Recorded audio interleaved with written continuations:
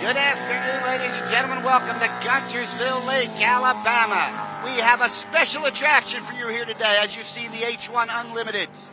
As you've seen the H1 Unlimiteds most of the morning, now we have the Stock Outboard category of the American Powerboat Association. And today we have a special event for you. We have a Stock Outboard Marathon. They will run 20 minutes. They will run as many laps as they can within that 20 minutes, and the boat that runs the most laps will be your winner. There are 3 different classes out there today. One is an A stock runabout class. Most of them will be running a Sidewinder engine. You'll see the C stock runabout class. You'll see them with a 20 horsepower Yamato engine imported from Japan. And then you will see the 25 runabout class. They'll all run together. You'll see 2 different size boats. You'll see 2 boats that are very similar in size. The difference between a 25 and a C, most common, is it doesn't go as fast. There are reasons for that. One would be a restrictor plate in some of the motors. But we have a field of 3 different classes. In a stock runabout, we have in the 919V, we have Matty Fowler. In the 22H, we have Summer Dirksen. In the 47M, we have Dom Trollian. And in the 147M, we have Brady Brinkman. They are going to make their way out. It's what's called a rolling start. They're going to make their way out, and one of the C's, Johnny Woodlarski, and the 3J will lead them across. And then in the A's, you'll have Dominic Trollian.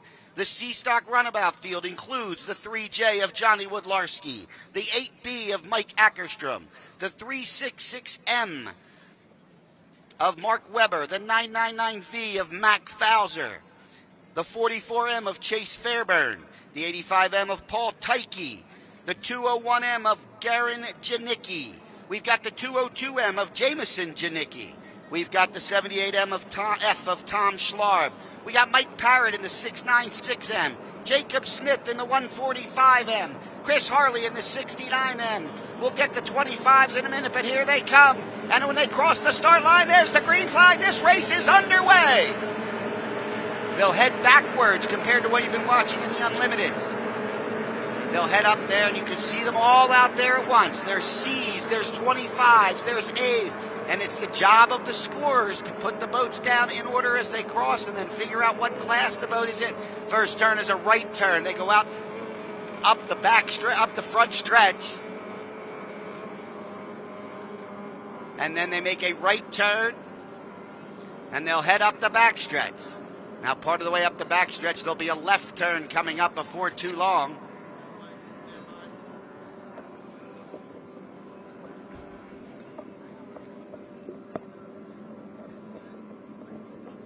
Now they're making their way. Now you start to see some separation. Looks like all the boats have made it off the beach. I don't see any on the beach still, so that's a good sign.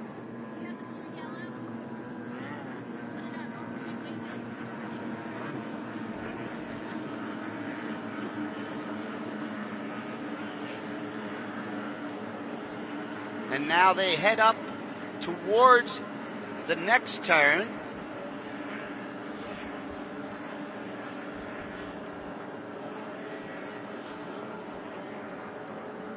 And there's the left turn. And now they'll head up what we will consider to be the backstretch in this case.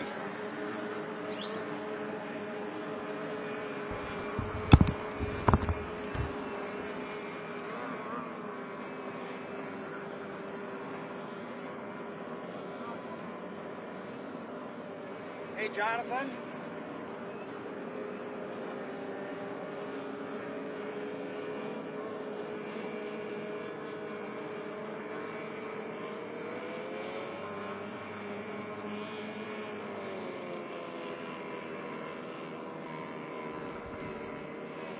So you see them now out there up at the far end of the course, and there's several turns they got to make, and now they're going to come by for the first time.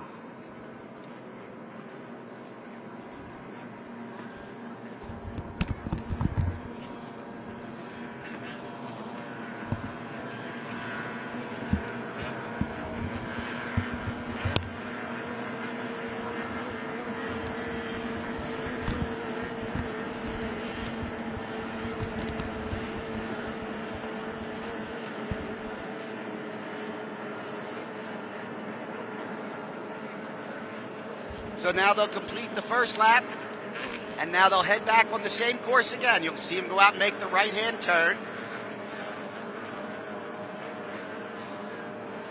Well, we have a minute while you watch them race. Let's see about some of our drivers out there. In the A class, we have Summer Dirksen. She's from Waterloo, Indiana.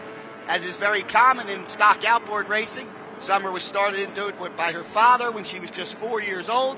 Her boyfriend races. That's another common theme here. Boyfriend is the reason she started racing. She now competes in Topo, Michigan, which is the Stock Outboard National Championships every year at the very top of the Lower Peninsula of Michigan.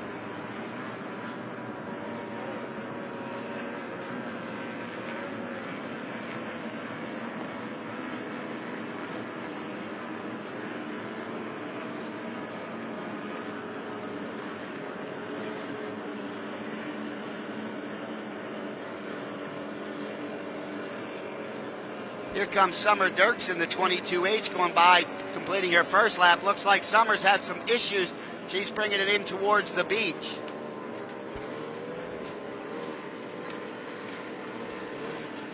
They're out of the, now they're back up into the course, up above what would be turn number 1 on the Unlimited course.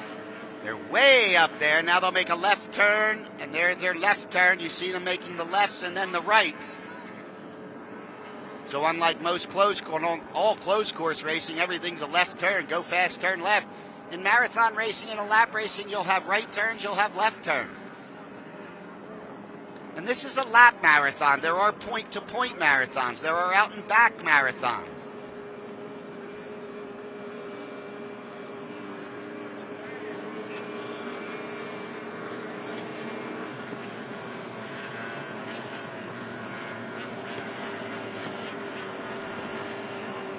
It was the 202M of Jameson Janicki that goes by.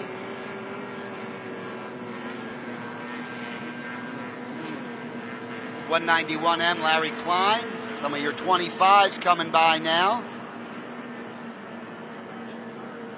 In stock outboard, the numbers at the back of the letters, I should say, at the back of the numbers. For example, we have a 919V. That designates where the drivers are from.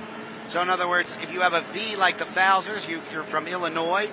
Summer Dirksen, H is Indiana. A lot of M boats out there. They'll be from Michigan. A lot of Michigan drivers in marathon racing. We got a couple of Fs out there from Florida, and Ryan Schwanger and Tom Schlarb. But as I said, the majority of these racers have come all the way down to Alabama from the great state of Michigan. 20 minutes is the time on a lap marathon, and that's what they'll run. They'll run as many laps as they can for that 20-minute period.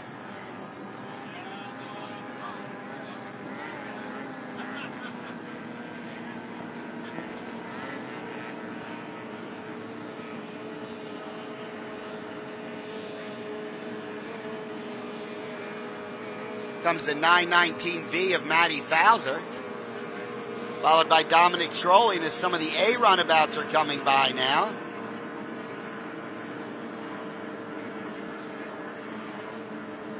That was Mark Webber, looked like, in his C runabout.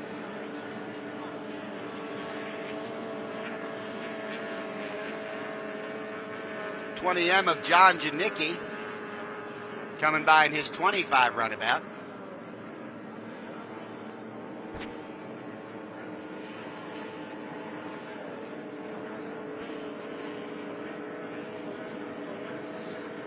Well, we have the racing going on. Dominic Trollian, I mentioned him. Dom's just 17. His birthday was Friday. Happy birthday to Dom.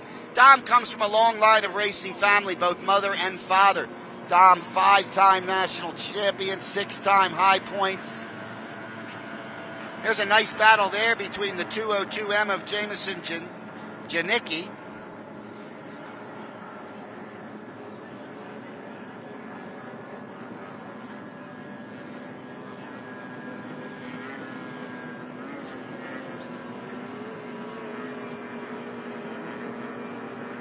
There's the 91M of James Klein going by. Mac Fowler goes by.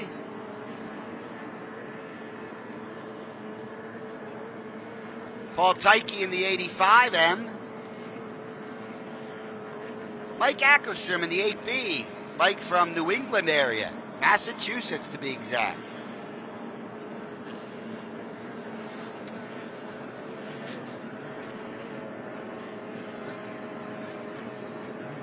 That A category, we also have Brady Brinkman. His dad and uncle got him in. He's a pro guy. Was in the pro class. He's a K-Pro Hydro National Champ.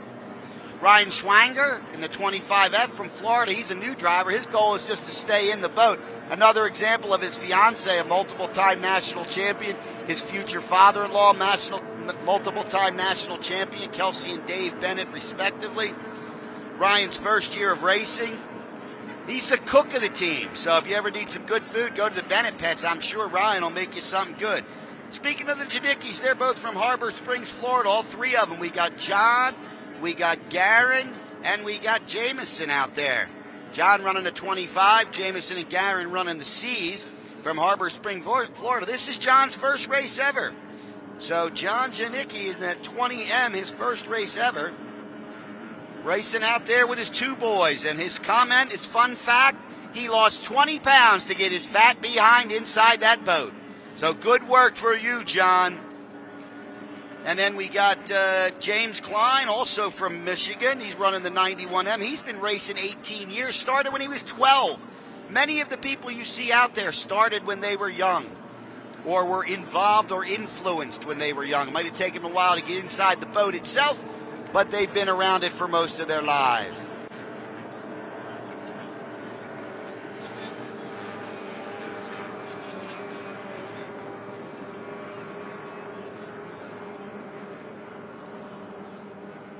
Another Michigan driver out there in the 25 is Chris Ritz. He's in the 911M. He's got 54 years of racing experience. Raced his first marathon at age 5. So look for him out there in the 911M. That's him that just went by, headed up what is their front stretch. Or back stretch. One of the stretches.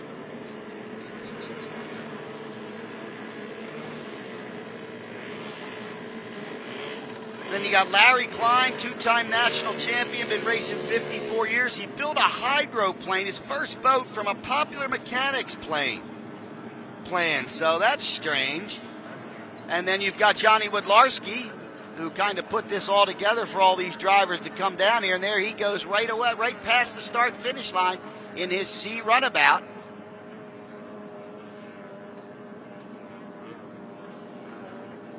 He's followed by Tom Schlarb in the 76F.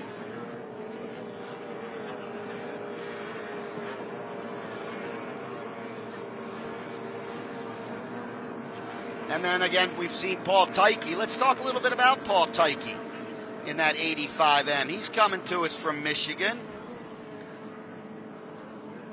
He's, as he likes to describe it, he's at the top of the mid. 62 years young. He's been racing for only 9 years, so there's one of the ones who got a late start, but a quick learner and was able to capture the 2016 Stock Outboard Rookie of the Year. So Paul Tyke is just improving as where he has started, only been racing for 9 years. And then you have Garen Janicki, who is the brother of Jameson. And his reason he got into boat racing is he couldn't let his brother have all the fun. All right, when he's not racing boats, he's flying planes. His biggest accomplishment, he's beaten his brother twice in 3 years. And then his brother, we'll talk about, Jameson, he's been involved in 3 years. He's 22 years old. He watched the marathons at Topo, and he actually bought a boat and motor before he told his parents he was getting into boat racing. That's a man that's got a lot of gumption, that young man does. All right. Last year, his greatest accomplishment so far, he finished third, made the podium at Topo, which again is the national championships. Tom Schlarb runs a Florida boat, but he is from Sparta, Michigan. All right. National Rookie of the Year in 2018. Dom Trolley and a former rookie. A lot of national champs and rookies of the year out here. Jacob Smith, just 24 years old, running that 145M in the C-Stock runabout. He's been in boat racing just 2 years. How'd he get involved? Family friends, the Jamesons, Garen, John, and his dad, John. and his other son, Jameson. So the Janicki's getting other people involved, and that's what boat racing is all about. Stock Outboard tries to get as many people involved as they can. So that's just a little capsule look at some of the drivers you got out there on the race course today. You'll see them twice tomorrow.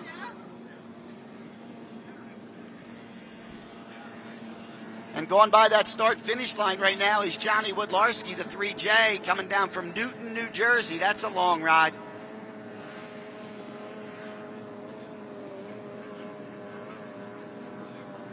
Pretty safe course out there for everybody. I don't see any issues that they're having out there today.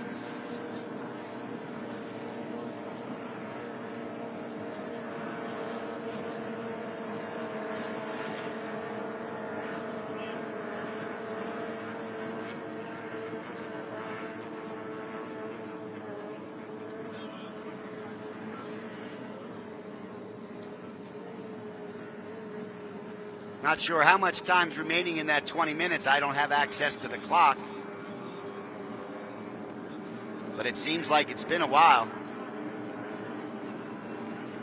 You'll see when that flag in front of the judges' stand turns to white, that'll signify that we're on the last lap. And that'll happen at the 20-minute mark. And then the leaders will complete their final lap, and it's up to the scorers to put them all in the right classes, put them all in the right order, distribute the points. In marathons, it runs exactly like it does in the closed course. You're 400 for first, 300 for second, 225 for third, 169, and so on and so forth down the line. You've got have to have 4 boats, and they have 4 in each class. So all 3 of these classes will be eligible for high points, national high points, through the American Powerboat Association's marathon points list.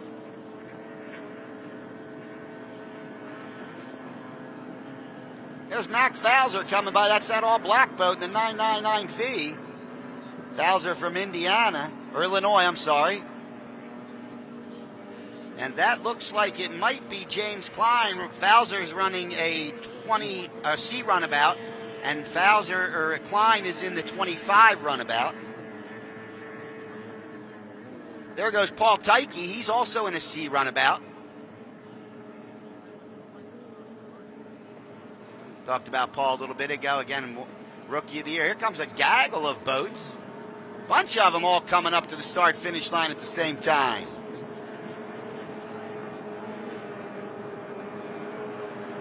Summer Dirk, or 999V, Maddie Fowler, Mac's younger sister, is out there. So we've got a lot of family even in this race, not just on the beaches, but actually in the race itself.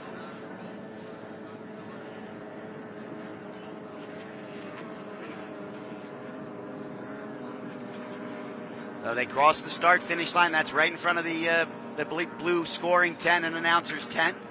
Then their first turn is a right turn, as you see up there, what I will call turn 1. And it's a fairly long straightaway. As you see, we have one boat that didn't make it and just sitting out there. That's got to be a little warm situation, the sun beating down on you.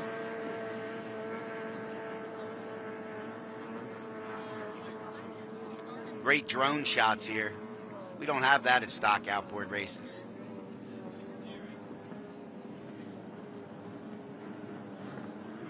And they're coming off a hard right turn there. And then they head up what I will call the backstretch. Passing each other, one going one way, one going the other.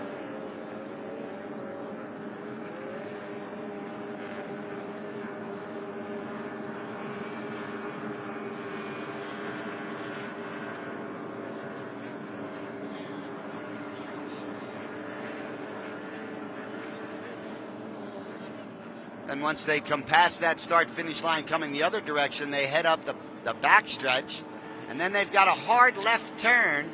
See those 2 green buoys down there? They have to keep both of them on their left, so they make a hard left turn there, which for stock outboarders like this, closed course guys, that's a normal turn. Then they run a short little straightaway to a hard right turn up there by the rescue boat. You can see there in the whatever direction part of that lake is, the big part over there.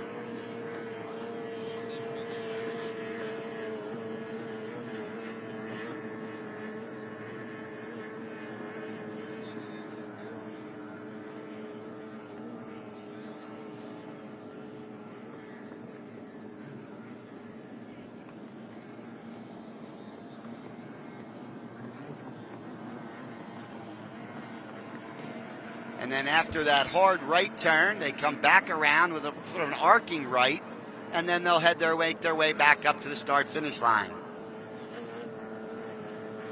And as I said earlier, as many laps as they can run within the 20-minute time frame that they have been allotted.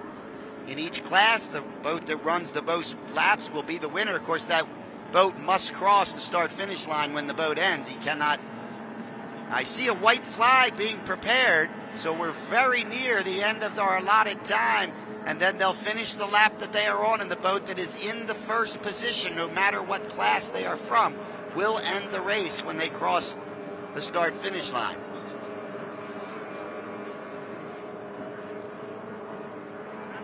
White flag is in the flagger's hand.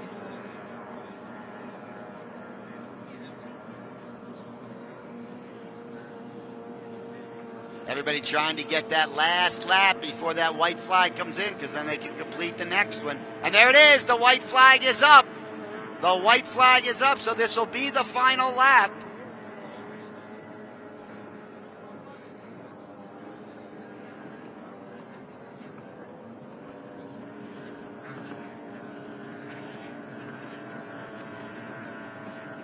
The 202M of Jamison Janicki going by us.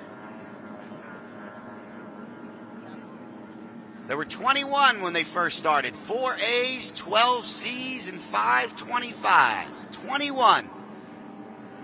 Stock Outboard marathoners made the trek down here to beautiful Guntersville, Alabama, and Guntersville Lake. There's Mac Fowler in the 999V coming across. James Klein, they've been pretty close the entire day out there. We've seen them go by together a couple of times. One is in a C, that's Fowler. Klein is running a 25. There comes Paul Tyke in his 85M. 20M of John Janicki, the patriarch of the Janicki racing clan.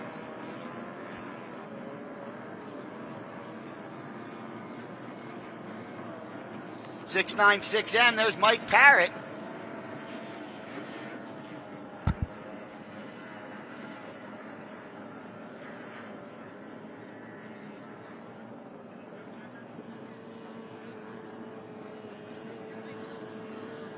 Comes the 8B of Mike Ackerstrom.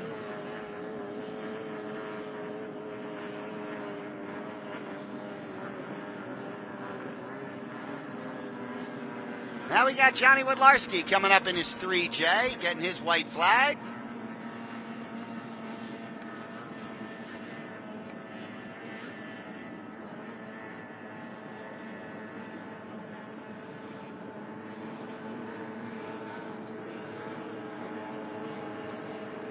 .911M, that's Chris Ritz. Side by side with Tom Schlarb. Looks like Chris Harley in that 69M.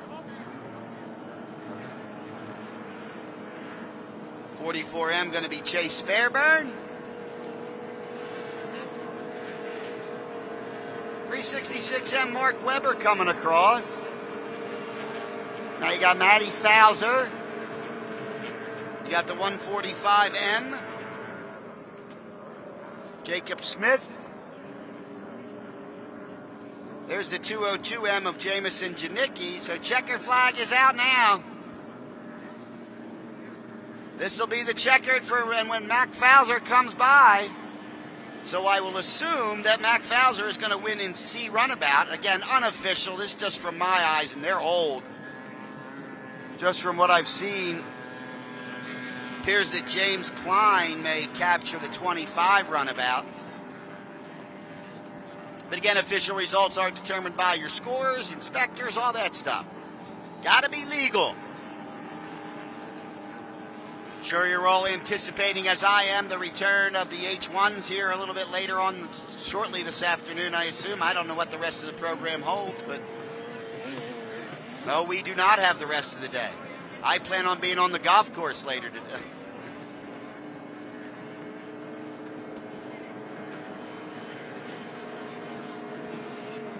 696M coming across. Mike Parrott. Beautiful color boat on that 696.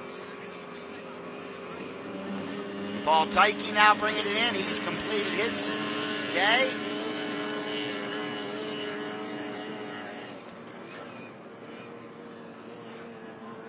And here comes Mike Ackerstrom to get his checkered flag.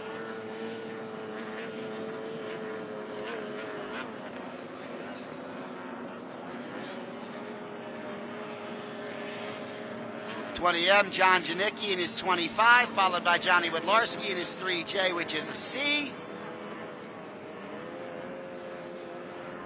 Haven't seen any A's go back under the checkered yet, so that's still up for grabs. Again, any scoring I give you is completely unofficial. Tom Schlarb.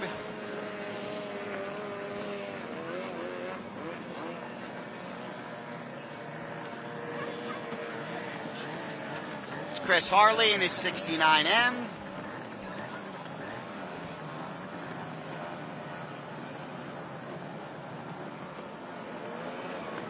.911M of Chris Ritz, also a 25 runabout.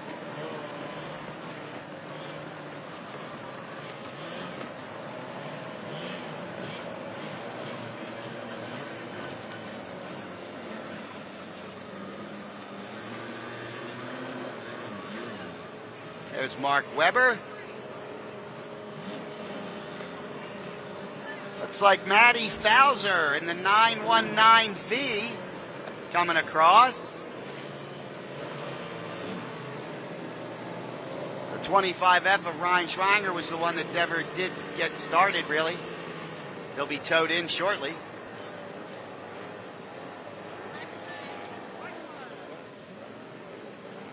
It's like Brady Brinkman in the 145M, and now it looks like that'll be the last boat. The black flag is out. The Stock Outboard Marathon number 1 of the weekend is completed. It's been my pleasure.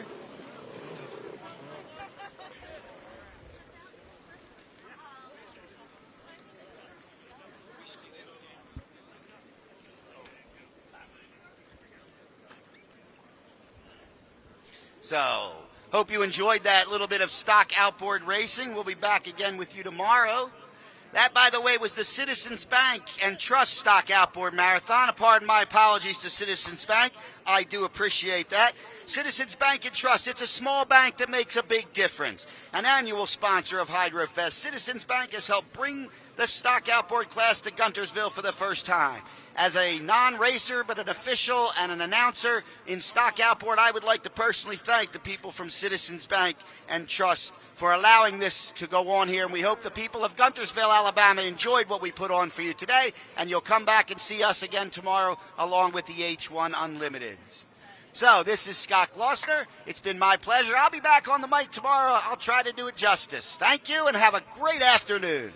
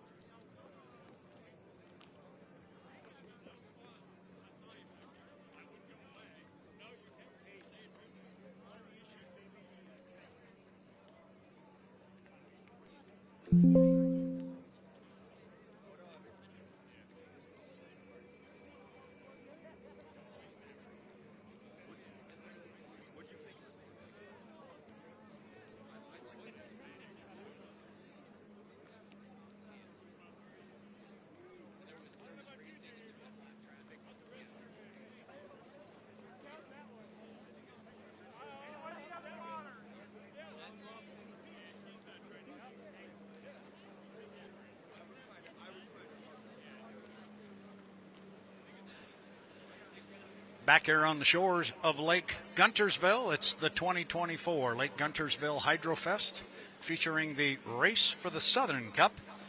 And we just had our Stock Outboard Marathon presented by the Citizens Bank. We want to thank Citizens Bank and Trust for their support and their sponsorship of this year's event. Glad to have them on board.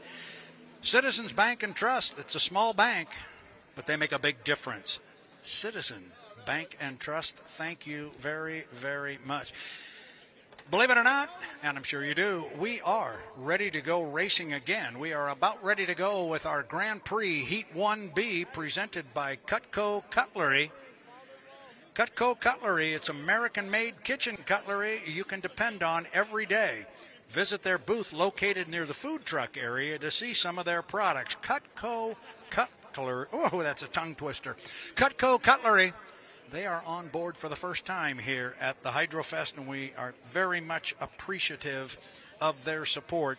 And that will be Grand Prix Heat 1B presented by Cutco Cutlery. That's coming up very shortly. In fact, we've got all our radio people here in the corral. So they are ready to go. We are just making sure the course is clear. We've got right out in front of the start-finish line here, we've got one of our stock outboards being pulled back to the pit area. As soon as that is cleared and our safety and rescue personnel are back in place, we will go racing with Cutco Cutlery Grand Prix Heat 1B. But this gives me an opportunity to talk about the pit tours that are available. Pit tours are a great way to see the boats up close. For those of you with the Ultimate Pass or the club level ticket, make sure you get over to the pits today. Buses leave from the ball field parking lot and will take you to both pit areas. Those begin in the morning. They began at 10 a.m. this morning when we talked about it earlier. And just a quick reminder, you must have closed-toed shoes to board the pit bus. You can't have any open-toed shoes when you go into the pits. That is for your safety and those around you, and it solves some insurance issues. So you got to have closed-toed shoes to go through the pit area. But make sure you do it. If you've never seen some of these boats up close, you need to get that opportunity and go over there and get a feel for just how big these boats are. Again, we are just waiting for a countdown here for the beginning of our Cutco Cutlery Grand Prix Heat 1B, taking a look at who's going to be in that heat. This should be another good one. We had a great run earlier with our Grand Prix boats. This time we're going to get in lane number 1, GP79, the Bad Influence, going to be driven by Jeff Bernard. He's going to be joined by GP10, the Charger. Kevin Ekert will handle the driving duties on that one. Greg Hopp, he will handle the low-profile, bright yellow, happy-go-lucky, the GP15, and the Miss Cool Cat with John Shaw. He's going to be starting on the outside. He will be out there in lane number 4, that heat. Like I said, we are just awaiting the countdown to put us on the clock. I mentioned the GP15 Happy-Go-Lucky with Greg Hopp. That is the Old Trapper beef jerky. If you were here yesterday, you heard me talking to Jerry and saying he owes us some beef jerky. He indeed brought some over. I'll step away. We'll get a countdown going. We'll be back as soon as we are ready to bring boats on the water for Grand Prix Heat 1B, sponsored by Cutco Cutlery.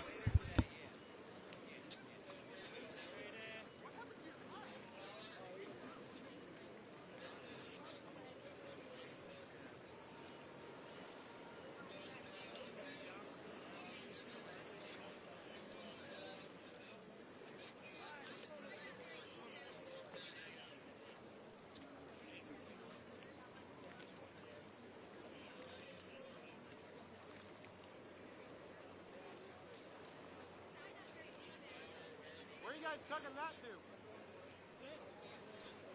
Over there? Okay. Special motor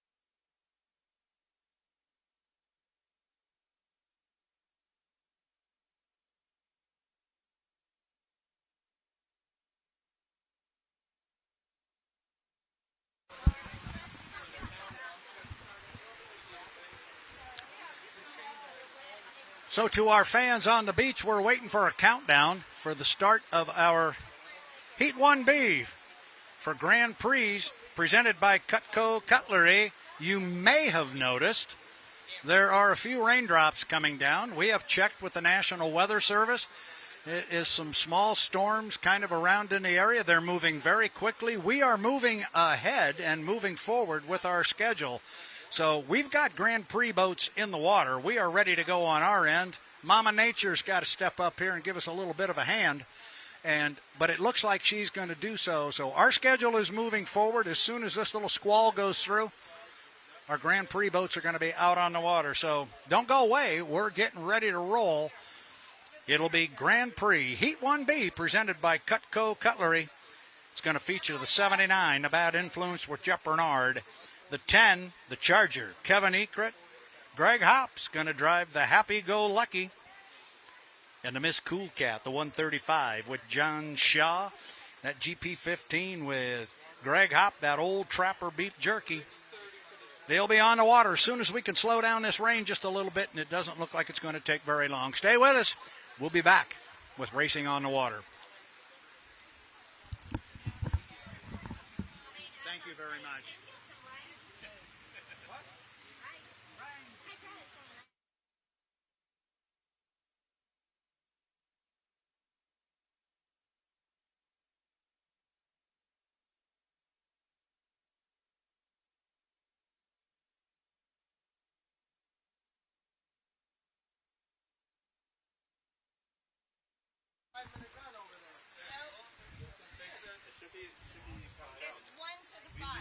So just like that, I just managed to get the headset off and having a conversation here, and somebody said we are coming into a countdown to 1 to the 5. So we are ready to go racing right now. Somebody's giving me some hand signals up here. We are 30 seconds. I got the clock. I got a visual. So we are inside 25 seconds to the 5-minute mark. We'll have Grand Prix on the water in our Heat 1B presented by Cutco Cutlery. Just like that, the rain is dying and going away. That means we're going to come out and play. That's what we do. So stand by. There's a countdown going on here right behind me. We are inside 5 minutes to the start of Heat 1B. Presented by Cutco Cutlery for the Lake Guntersville Hydrofest. Thank you very much, Dan. Standing here next to the radio guys like I might be kind of important. I don't get to rub shoulders with you guys very often. It's kind of fun. Just tell me I can stand here. Here we got boats coming across. Let's go racing.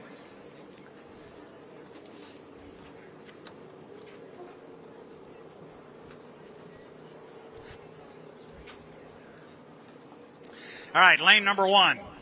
Lane number one is going to be the GP79, the Bad Influence with Jeff Bernard. Kevin Ekrit going to be in lane number 2, driving the Charger. Greg Hopp going to be in 15 with Old Trapper Beef Jerky.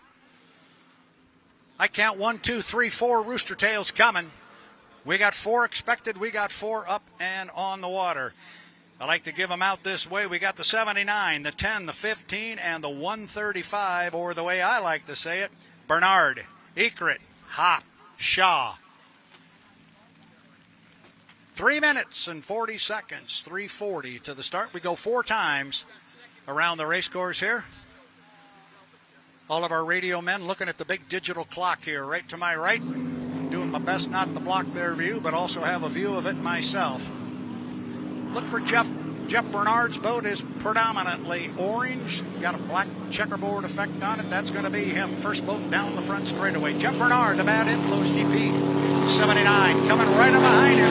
Kevin Ekrit in the Charger, the GP10. Couple of hot boats right there now. Coming down on the outside is the Miss Cool Cat. There's John Shaw. That red, white, and blue boat with that little tail effect on the back of the cowling there. That's John Shaw in GP135 in Cool Cat. And then that low-profile Jamie Old Hull. And that is an old hull by the that they are running. It is a little bit narrower than some of the others, but as we were talking yesterday, when they get that boat wound up and get it going in a straight line, it's a quick one. It can really move, and the hopper knows how to handle it as he jumps to the inside of John Shaw and goes by him as they come up the backstretch, looking at 2:25. 2:25 until the start. Again, the mystery is not involved here as far as who goes into what lane. They've already gotten the side lane. Look at Jeff Bernard. Now watch him pull his foot. I thought Gary did. He pulled his foot. He just timed how long it took him to get from the exit pit of turn 2 down to the start-finish line. That's what we call a timing run as we approach 2 minutes. 2 minutes. Comes Greg Hop. Old traffic. John Shaw in Cool 4 boats on the water in Cutco Cutlery Grand Prix Heat 1B. Bernard, Egret, Hop, Shaw. 3 of those drivers, Jeff Bernard, Kevin Egret, Greg Hop. I wish I had $1 for every time we'd see those 3 names on the water at the same time. These guys know each other very, very well. All right, now it'll start to get interesting as we approach the 120 mark before the start. The lanes are assigned, and these guys will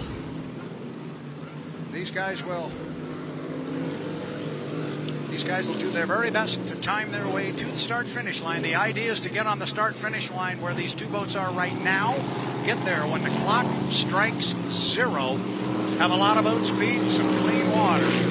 So the boats are in their lanes right now. Jeff Bernard sitting in 1. Kevin Egret is in 2. Just had a charge there on the outside by John Shaw driving the GP 135. He'll pull up alongside Greg Hop in the old Trapper beef jerky. Now all 4 of our boats have bunched up together as they're going to come off of the lower corner, turn 1. Remember, in our first heat today, we actually had a couple of boats jump the start. You do not want to be across that line before the clock strikes 0. The referee will tell you, no, that doesn't work, and they add 1 minute to your time. So the idea is to split the hair and be right there just as the clock goes 0. We are inside 20 seconds. We are on 16. Some of these guys are starting to come up on the power curve now. Hopper, he's in lane number 3. He's got his foot in it. You got speed off to his left. Coming down here, we're inside 5 seconds. We're 4, 3, 2, 1. Mark, I think we may have a couple of jumpers look in. I think we've got at least 2 across the line, but we'll call them the way they are on the water right now. And on the inside, coming out of the corner, Jeff Bernard, Bad Influence, GP 79. He's got company. He's got 2 boats with him. He's got Egret and Hop running with him. Trailing the field up the back stretches, John Shaw. Remember, we're going to go 4 times around. Check out Greg Hop on the outside in that old Trapper beef jerky. There he is, pulling up on the outside. He's just driving a great big race course because he is in the outside lane, at least the outside of these 3. 1 up and 1 down. Jeff Bernard, Bad Influence, got the lead. And then it is Greg Hop in the old Trapper beef jerky doing his best to run down Bernard on the outside, but he's got to keep his eyes on what's going on behind him. And on the inside, Kevin Egret and the GP10, the Charger. But now, Greg Hop starts to open it up a little bit on Kevin Egret. He's going to try and run down Mr. Bernard. But the way Jeff's running, that is going to be a tall order. Top end, here comes Jeff. He's got clean water in front of him.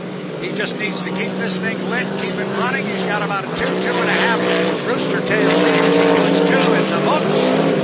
The race is for second place right now. It's Greg Hop running in second place. The happy-go-lucky Trapper beef jerky.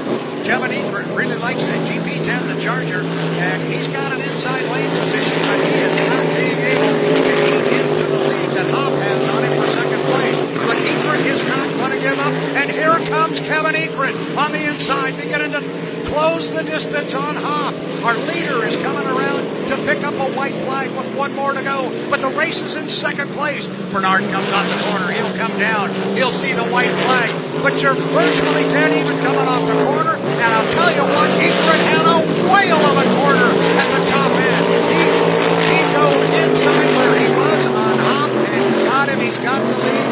Remember, we've got a couple of boats that were very close to potentially jumping the start. We'll have to Give me those numbers again. Oh, my goodness. The 79, Jeff Bernard, the Bad Influence. He is a gun jumper, as is Greg Hopp in the 15. So, GP10, the Charger, Kevin Egret. And here comes Jeff. He comes down. He picks up a checkered flag, but he's going to get a 1 minute penalty with that one as well. Here comes on the water your winner. It's going to be Kevin Egret in the GP10, the Charger. He is going to come down and pick up the win. Greg Hopp, he's going to have a minute added to his time as well in the GP15, the happy-go-lucky old Trapper beef jerky. And the recipient of all of that good news and the bad news for the others is going to be John Shaw and his Cool Cat GP 135. If I've got this right on my edge, he's going to come back in second place. Whoa, that was kind of fun.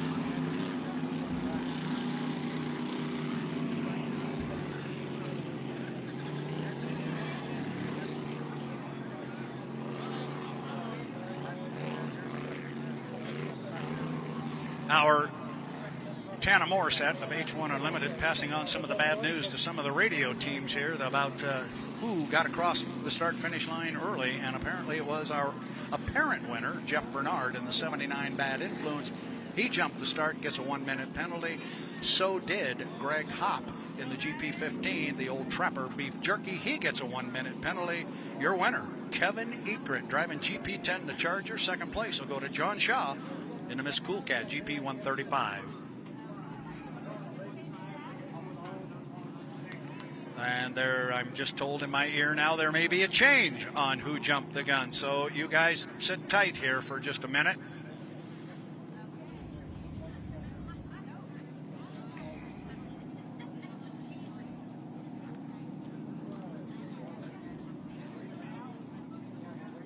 So apparently the jury's still out a little bit. We will get an official read on who exactly jumped the gun. But if Mr. Bernard was across early, that's going to cost him a very good run. Jury's still out, Jerry. They're looking at something up there, so we'll hang on a minute.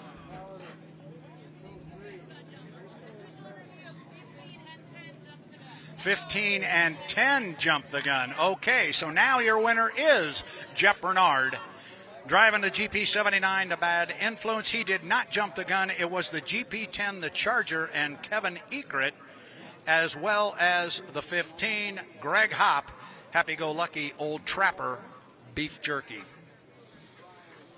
That'll put a second place, I believe, depending on time. We'll have to look at that with the officials. The second place boat may very well be GP 135, the Miss Cool Cat, and John Shaw. Either way, it was good action on the water. It was fun. The boats hit the line. It was loud. It was good.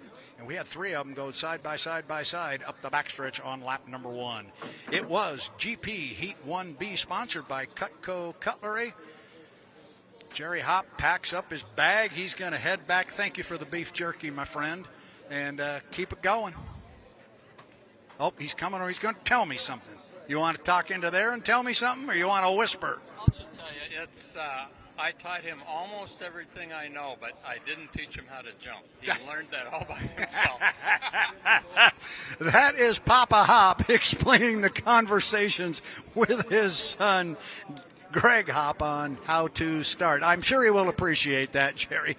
Oh, didn't teach him how to jump. Did that all by himself. All right, good racing. GP Cutlery, Heat 1B. I'm going to turn the page because I'm thinking we're getting ready to go here on H1 Unlimited, are we not? Vintage. I'm glad there are people around here who can read lips. And apparently it's becoming very clear I am not one of them. I know, I heard. I'm just making sure because I'm going to go get me a... Hey, but one really good piece of news. We ran the GPs and the rain left. Works for me. Started in the rain, we finish in the sun. That's a good day right there. I'm going to try and sneak through here.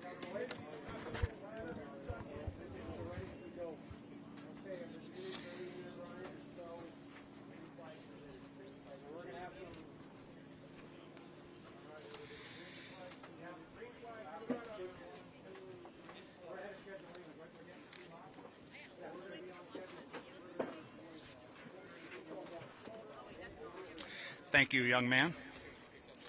You didn't think the old man could fit through there, did you?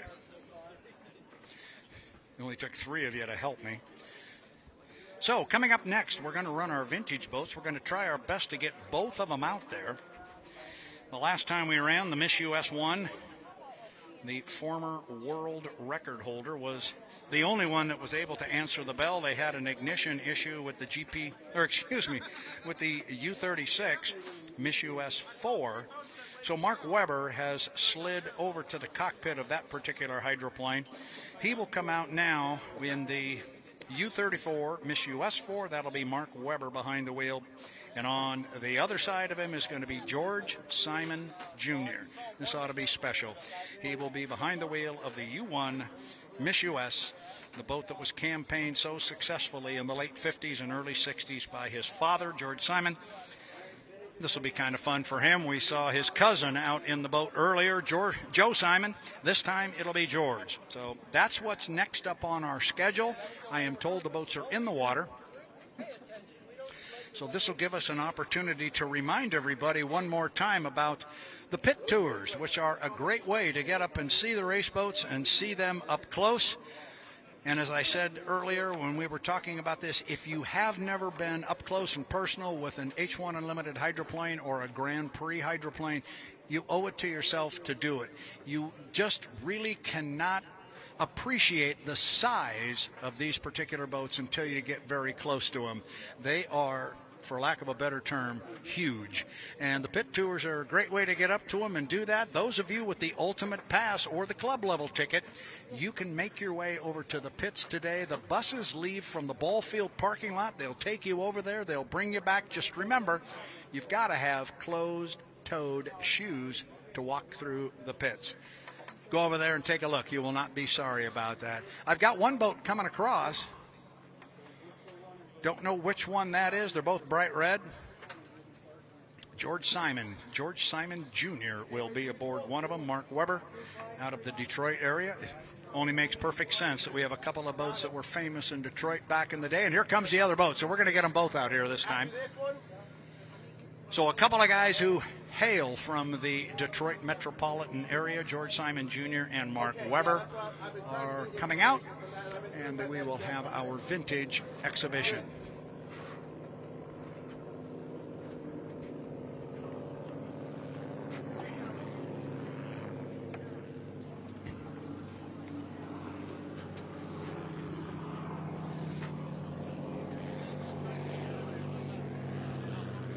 Next up on our schedule after our vintage hydroplanes is Allen Land Surveying Unlimited Heat 2.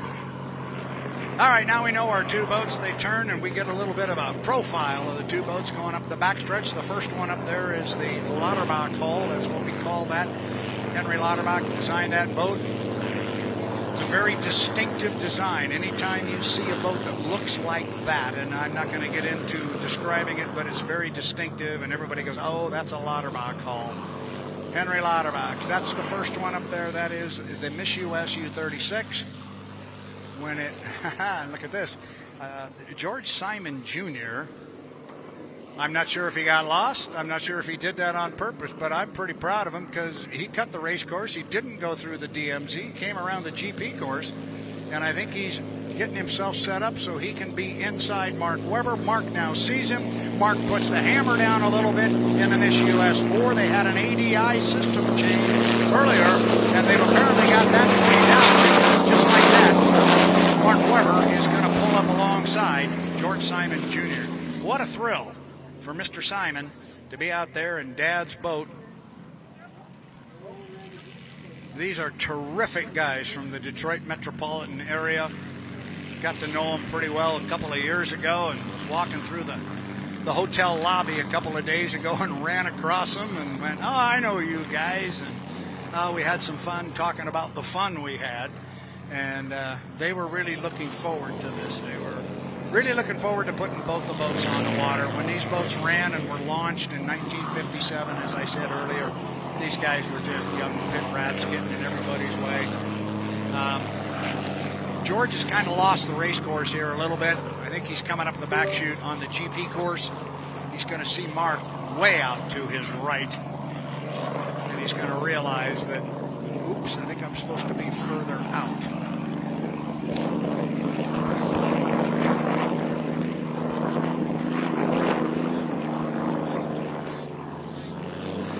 Either that or George has figured out very quickly that, I can stay ahead of Mark pretty easy. I run the short course, he runs the big one.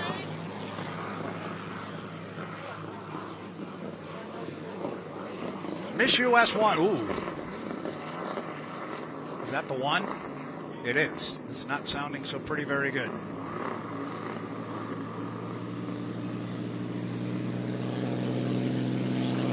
There, that Merlin cleans out. Sounds good. And just as we saw in the previous lap, I think Weber's going to come down here and basically say, follow me when we get down to the bottom end of the race course and show you where this thing is. We'll see how they get through down there. And it looks like, no, George is going to turn it early again. He is inside the entrance pin on the H1 side of things.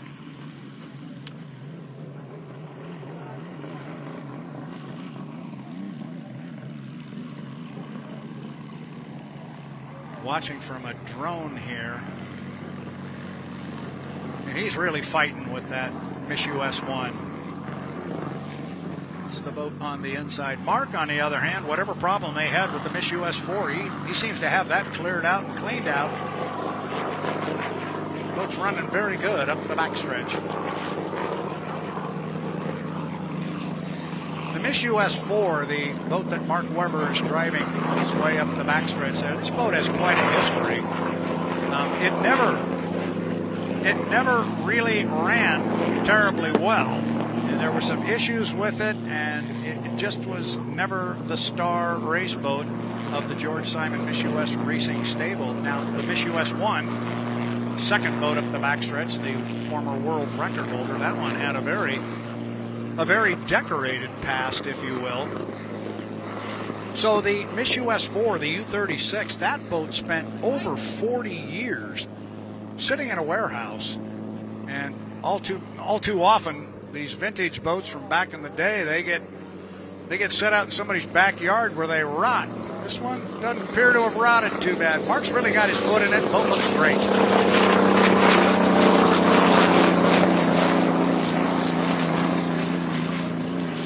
But the point being, the boat was found in a warehouse and it sat there for 40 years. The boat was in tremendous shape. And then Jay Armstrong got his hands on it, did what was necessary to make the boat able to be back out on the water. Got some terrific engine help from some very talented people, not the least of which was Ed Cooper.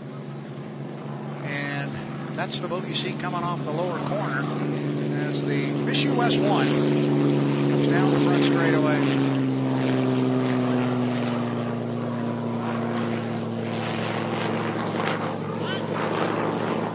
Checkered flag was waved at George Simon Jr. in the Miss US 1.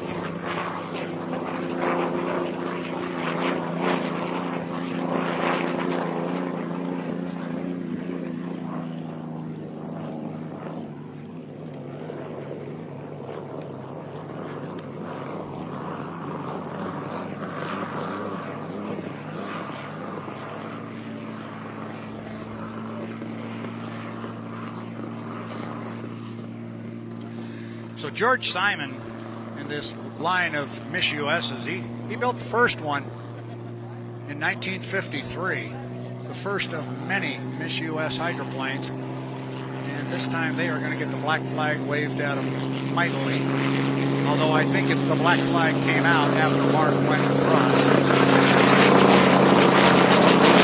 That actually looks really good. The boat's up light on its feet and it's running pretty well as Mark brings it across start-finish line. He will head back to the pit area, having acknowledged the black flag.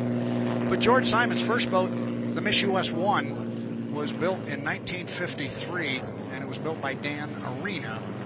And that was the first Miss US. A couple of years later, he came out with the Miss US 2. That boat was the U-20, not the U-2. And then he came out with his third one. And the third one was the exact same hull design as the first one.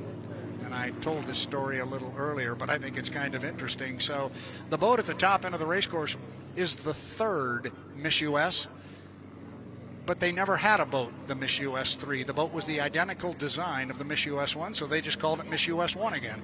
And at the same time, in the same year, the boat that Mark Webber is taking back to the dock, that boat was built as well, and they called that one the Miss US 4. So the boats went US 1, US 2, US 1, US 4.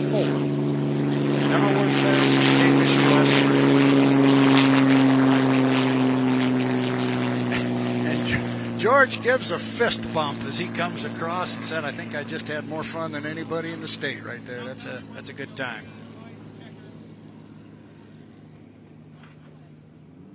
So if you haven't figured this part out, those boats are just dripping with history. Next up on our schedule is H1 Unlimited Hydroplane Racing. It is going to be sponsored by Allen Land Surveying. It is our Heat 2. It is slated to come up at 2:30.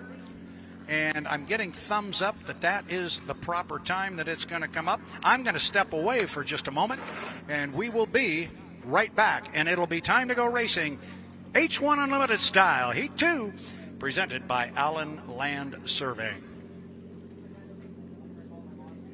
I think those vintage boats need to have radios inside their freaking helmets.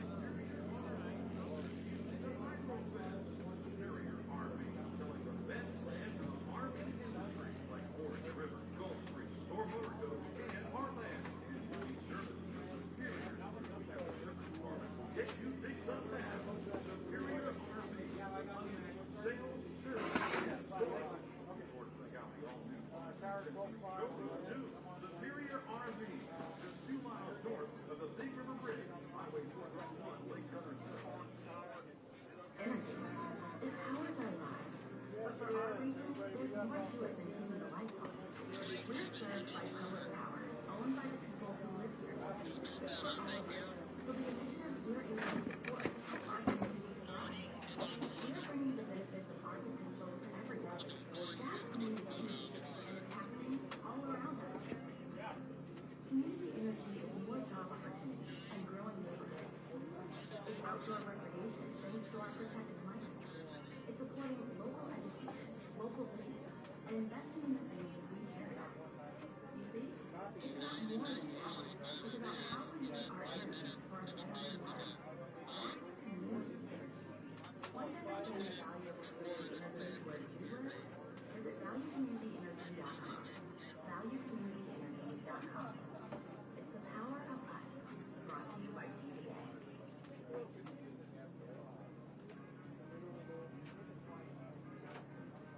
Be on the boat. I was fine to the 5 to the 5, or maybe a 10 to the 5 to the 5, but the 1 to the 5 to the 5, no. That's more than we need to hear. So say we only run 2. They got 4 boats in the water. Man, I gotta go pee. No, I got a countdown.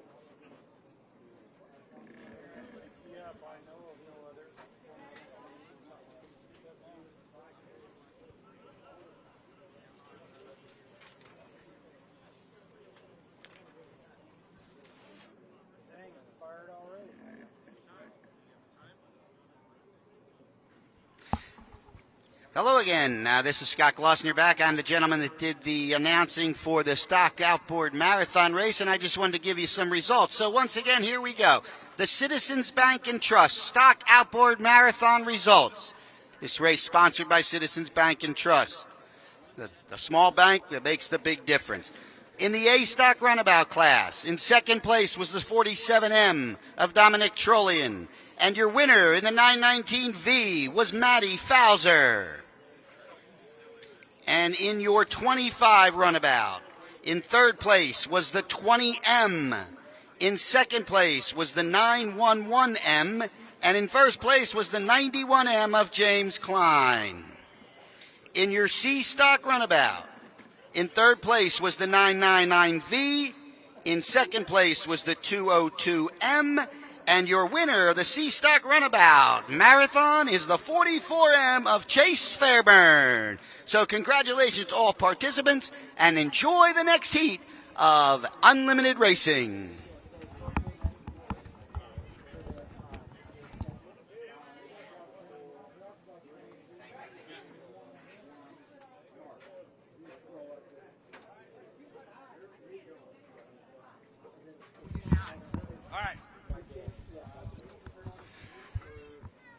Thank you very much for that rundown of our Stock Outboard Marathons.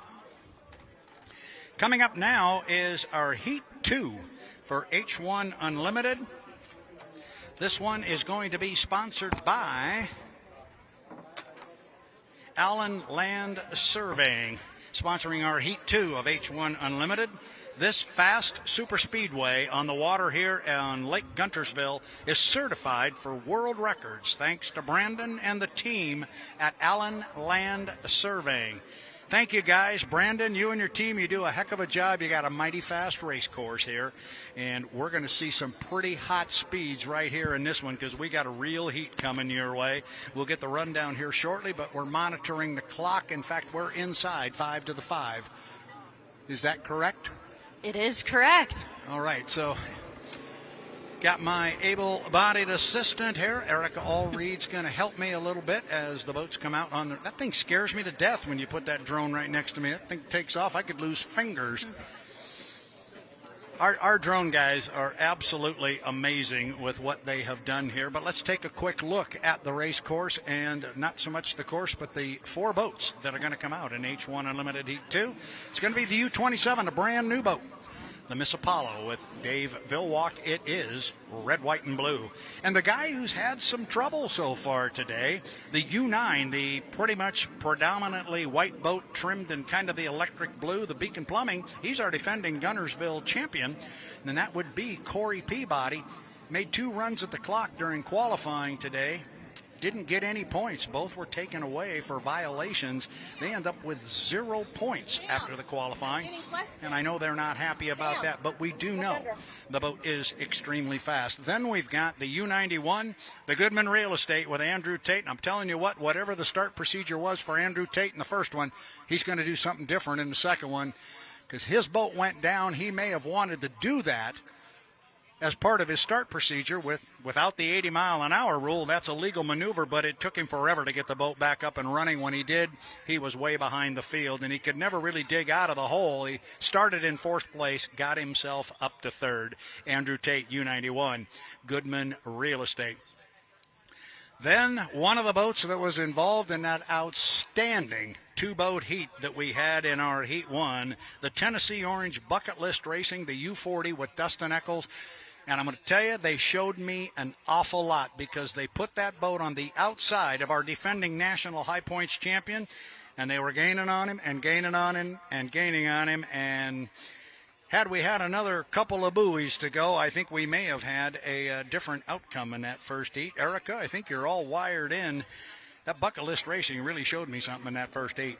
Absolutely, and I don't think we could have gotten a better Heat 1 out of this weekend. That was truly incredible, and given if there was another lap, I'm not sure how that one would have came out and resulted in. Yeah, it was that was something special, and it's too bad we can't get all of the heats of racing like that. I went to our new chief referee, Jonathan Abbott, who joins H1 Unlimited for the first time this year. I went up to him and I said, by the way, nice job on that first heat. Is that the plan? We're going to do that every heat all year long? He says, that's the idea. Let's make it work, because that was fun. So buckle up, Guntersville.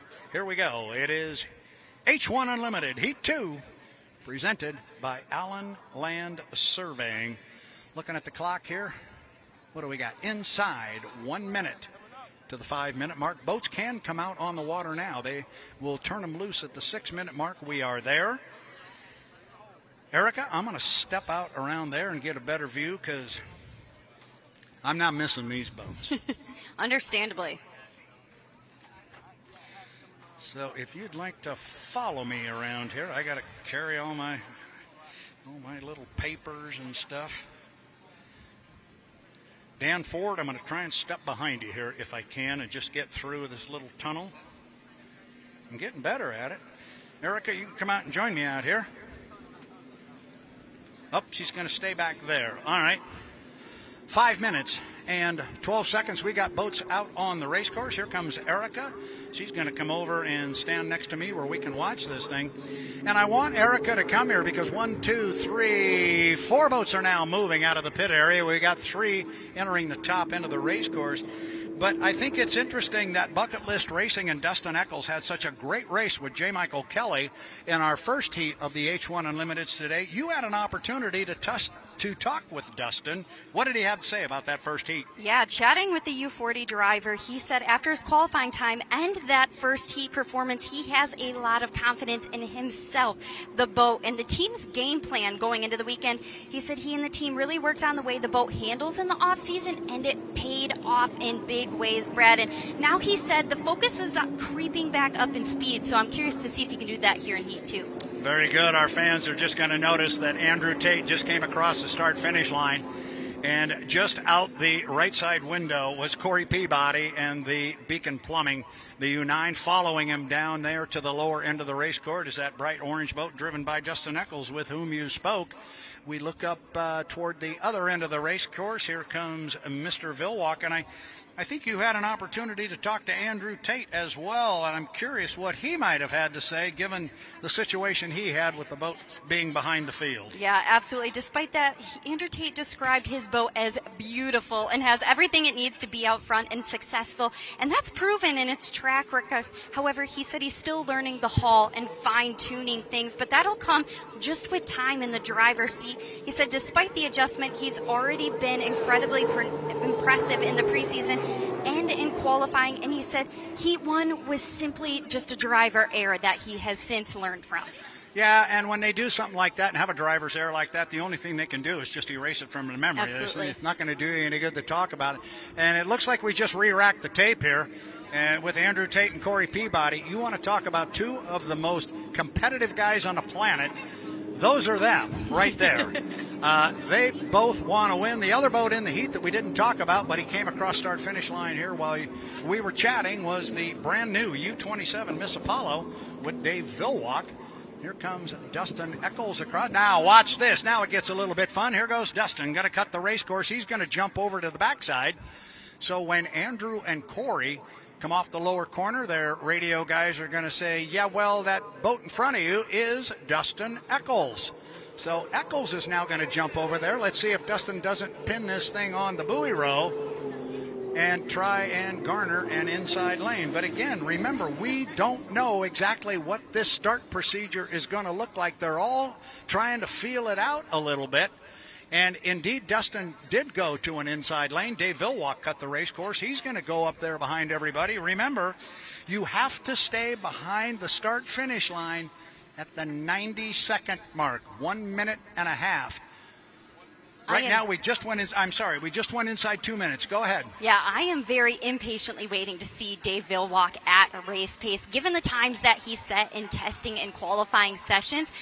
It's going to be hard, like you said, with the new procedures before the race, but I'm very excited to see him at race pace. Yeah, I still think they're going to take this thing easy, though. They are still sorting that boat out, but we're about to see. We're coming up on 5 seconds to the 30 seconds before the start. And now it is, by my look, 130, and it looks to me like everybody is legal and behind the score. Boy, now this is interesting because Corey has a lot of speed. It was a clean score up. Corey's got speed on the outside. If he can get 5 boat lengths on those 2 boats off to his left, he could move left. I don't know. That would be awfully close. He's trying to do it. You see Andrew and you see Dustin trying to stay with him and not let him get enough overlap. Tough to see from here how that worked, but Corey did. Corey moved to the inside. He didn't get all the way to the inside, but he went from lane 3 into lane 2. He pushed Andrew out a lane. Dustin still able to hold on to that inside lane. Now, whatever lane they are in, when they go past the entrance buoy at the top end of the course, that's the lane they have to race in to the start-finish line, but it's going to be Dustin Eccles in lane number 1. It's going to be Corey Peabody in 2. It's going to be Andrew Tate in 3. Not surprisingly, we're going to have Dave Villwalk on the outside coming up on 25 seconds to the start. It is H1 Unlimited, Heat 2, presented by Allen Land Surveying. 4 boats at the top end of the race course. Oh, this could be fun. Get your camera ready, fans. This might be a real good look. Coming up on 12 seconds off the top end. That's usually my unofficial timing mark. Here we go. Eccles in 1, Peabody in 2, Tate in 3, Villwalk on the outside. Oh, we're still 2 seconds. 1 second. Mark. Oh, boy, I think once again we may have some gun jumpers, and I think by my look, the first legal starter may have been Andrew Tate in lane number 3, but I'm not going to do that. We'll call them on the water the way they are. And coming off the corner in that position is lane number 1, Dustin Eccles, driving the U40 Bucket List Racing. I think what he's got right with him there is Corey Peabody in the U9. You know, there's 2 boats there. There's actually 3, but I think Corey is the one that is tight to Dustin as they get to the top end of the race course. Remember, we're going to go 4 times around. Now the big walls of water off the skid fins up there. Dustin Eccles in the Bucket List Racing, but I'm not sure about that start. We will wait until we get it officially. But there's a heck of a race going on in second place between Corey Peabody and Andrew Tate. They come down to put one in the book. It's Eccles, it's Peabody, it's Tate in that order. Tate and Corey Peabody are side by side as they go down to the lower end of the race course.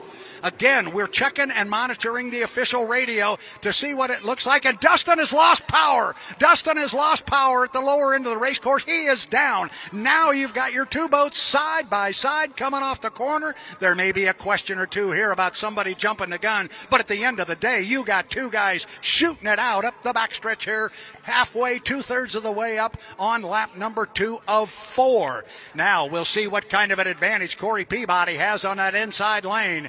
Andrew Tate's got to give him 30 feet of lane space off the buoy. He's going to hold him in tight, but he's going to give him enough room. Corey with a nice corner up there. And I'll tell you what, Andrew Tate drove him real clean. But look at these 2 guys coming down to complete lap number 2. It is Andrew Tate out by about a boat length and a half on Corey Peabody.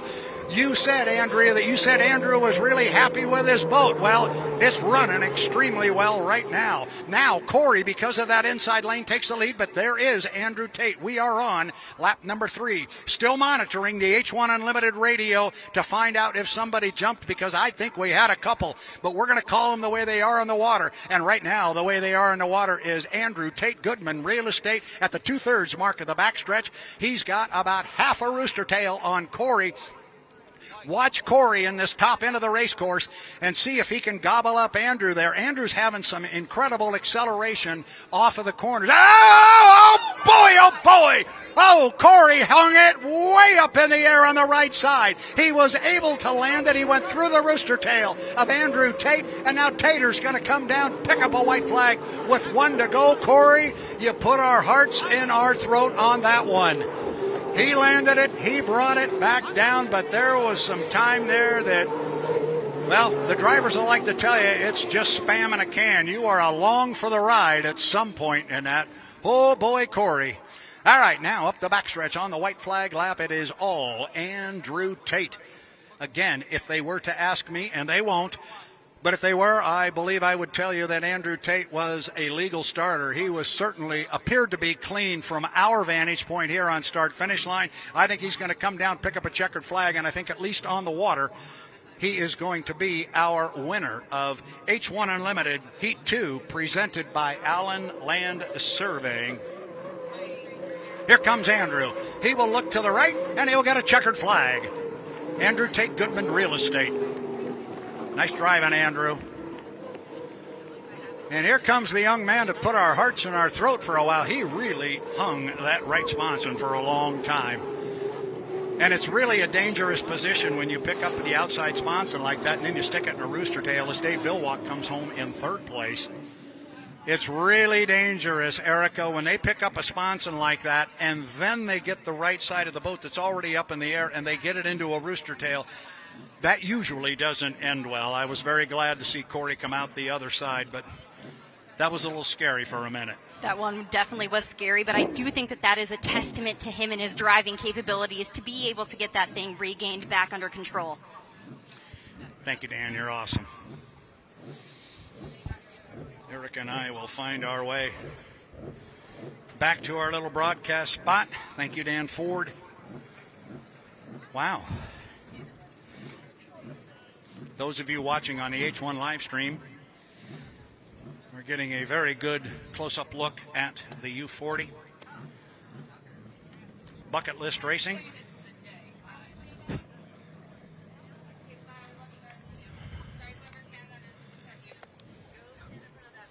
Meanwhile, our other three boats have found their way back to the pit area, and very quietly, Dave Villwalk may have just scored himself a second-place finish, but we're going to wait until we get something official. Now, I know they're looking at stuff up there, and they're looking at that start to see if by chance anybody came across a tick or two early. From where I'm standing, I think it was pretty clear, but we'll let them make the call. That's why their shirt says official on it, Erica, and ours doesn't. I'd say that's a safer bet than what we assume, but yeah, given the vantage point here, I'm very curious to see how that one turns out. Looking at our schedule, we don't stop here. Randy Jones and Associates Grand Prix Heat 2A is up next.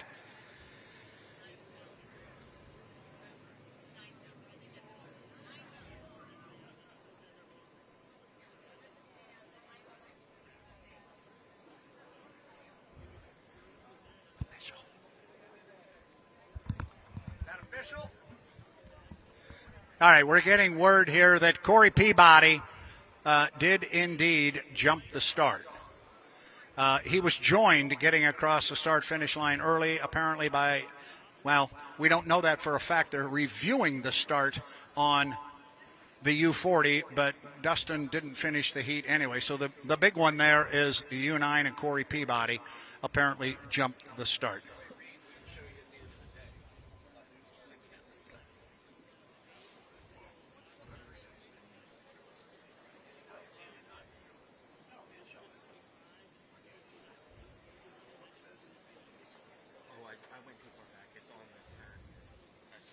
Okay.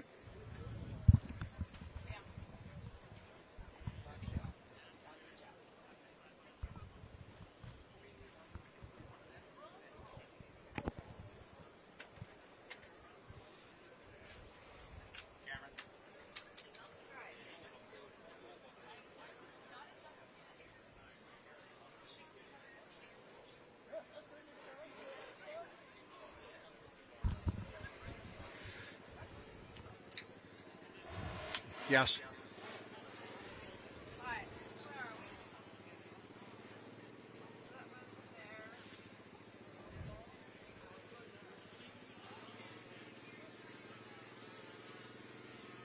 All right, so the U9, the Beacon Plumbing, and Corey Peabody jumped the start. We don't run an extra lap now.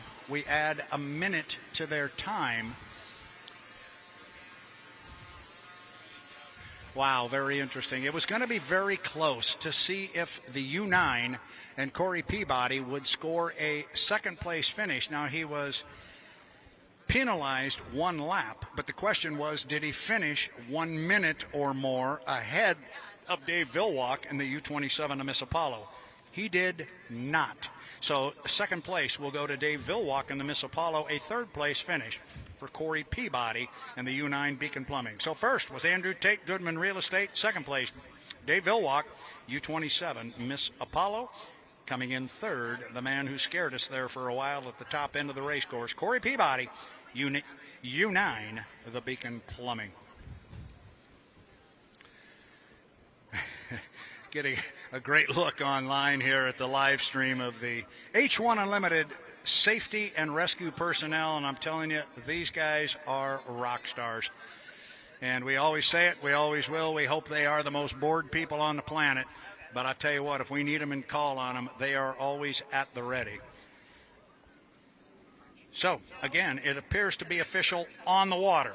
The boats still have to go through tech inspection. But Andrew Tate appeared clean from the start from where we were standing. He comes home in first place on the water. Dave Villwalk, second place in the U27 Miss Apollo. Corey Peabody in the U9 Beacon Plumbing coming home in third. I'm going to go huddle up with the H1 officials. We will get information on the tech inspection of the boats. They will jump on the boats in order of finish, so they'll get on Andrew Tate's boat first. Erica, you like that one? That was such a good heat race, especially talking to him after heat one and how disappointed he kind of was with that milling period error. So a great comeback, to say the least. Yeah, I feel really bad for Dustin Eccles. I think they said they were checking his start, but it's kind of a moot point now, the fact that he didn't finish. But Dustin did a great job of putting his boat on that inside lane. And as we saw in the first heat, the boat is very, very fast. Had he been legal, I don't know if anybody's getting around him, but that's why we go out and race them on the water. These boats are so closely contested with each other, you just never know. And that's why we run them on the water. Another good heat. Too bad we horsed up the start a little bit.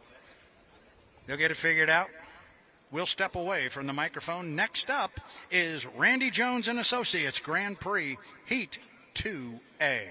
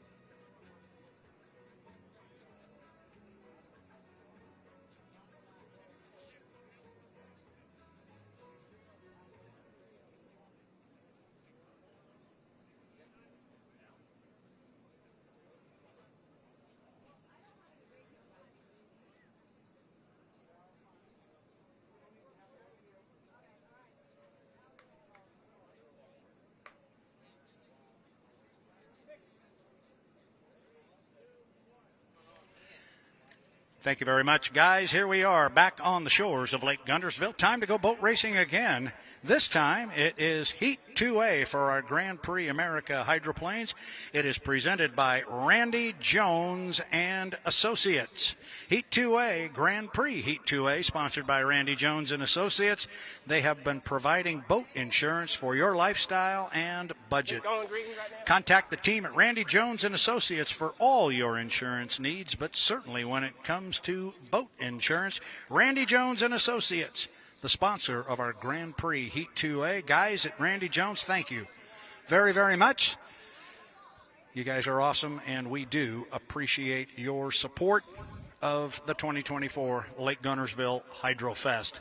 Looking at our Heat 2A, the lineup as we're coming up on 5 minutes and 15 seconds to the start. We're going to have the Cool Cat with John Shaw. Going to be in lane number 1. Now listen to this. Jimmy King and the Pleasure Seekers is going to sit in lane number 2. Lane number 3 is going to be the 10, the Charger with Kevin Ekert. And oh boy, this is when it gets fun. Our top qualifier, the GP35, the TM Special with Brandon Kennedy. He is going to be on the outside in lane number 4. Checking on the clock. We are inside 5 minutes. We are 4:43 to the start.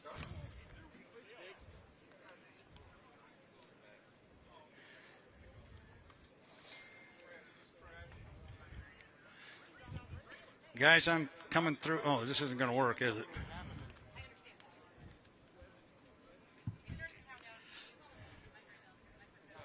I'm sorry for the crosstalk that we're picking up on our live feed and some of it that is being picked up here up and down the shoreline. We've just got kind of some cramped quarters here and a lot of wires. And to be real honest, there's a whole bunch of us. Yeah, we are looking at 4 minutes. 4 minutes to the start, but I'm not seeing this one happen. I'm told now we've got one boat in the water. We require 4, and we're at the 3-minute, 50-second mark. I'm going to keep an eye on the clock here, but I don't think we're going anywhere. It's Grand Prix America Heat 2A, presented by Randy Jones and Associates.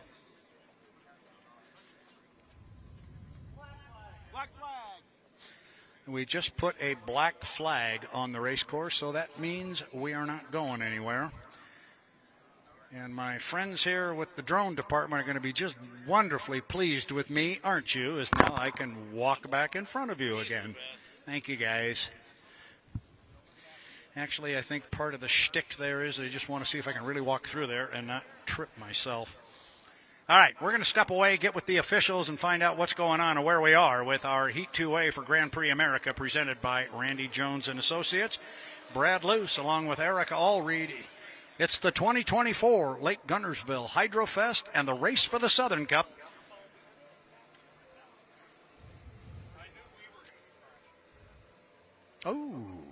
I'm sorry, I stopped kind of mid-sentence there. I was getting an earful from the H1 Unlimited officials. We had a disqualification for an N2 violation on Dave Vilwalk and the U27, the Miss Apollo, in that last H1 Unlimited heat. So we'll be back as soon as we know what the schedule is for our Heat 2A of Grand Prix America, presented by Randy Jones and Associates. But for right now, we will step away.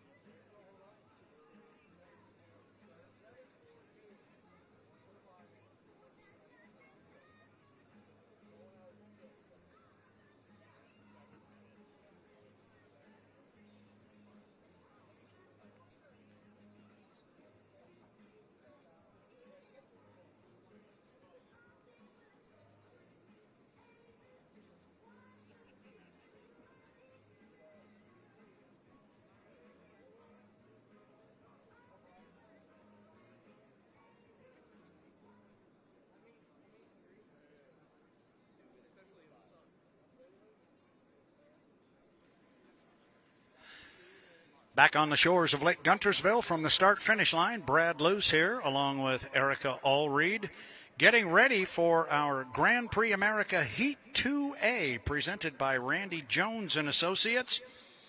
We'll take a look at the lineup here, see who we have coming out. Our Grand Prix boats have put on a very good show today. I would expect nothing but the same in our GP Heat 2A. And this is what they sometimes refer to as the inverted heat. This is where they take the boats that have been running really well, really fast, and getting a lot of points so far in the program and stick them on the far outside. So that's where you're going to find Grand Prix boat number 35, the TM Special, Brandon Kennedy. He was our top qualifier for this event. For the first heat that he ran here at the Hydrofest, he was in lane 1. Now he's going to be on the outside. Going to be joined, and this might be very interesting, the GP10, the Charger, Kevin Ekert. This boat has looked very, very fast, and I would expect Kevin Ekert and the boat they sometimes refer to as the Freak. It's a very low profile orange with a black and white checkerboard effect. Look for Kevin Ekert to really wind this one up and maybe make a good showing. Then we're going to have the new boat, the GP3, the Pleasure Seekers, with Jimmy King driving for Roger Mahan Motorsports. And then on the inside, it's going to be GP 135, John Shaw in the Miss Cool Cat. So it looks like a good heat on paper. If it's half that good on the water, we'll take it. It is the 135 with John Shaw, the 3 with Jimmy King, the 10, Kevin Ekert, and on the outside, Brandon Kennedy, GP 35. Brought to you by Randy Jones and Associates.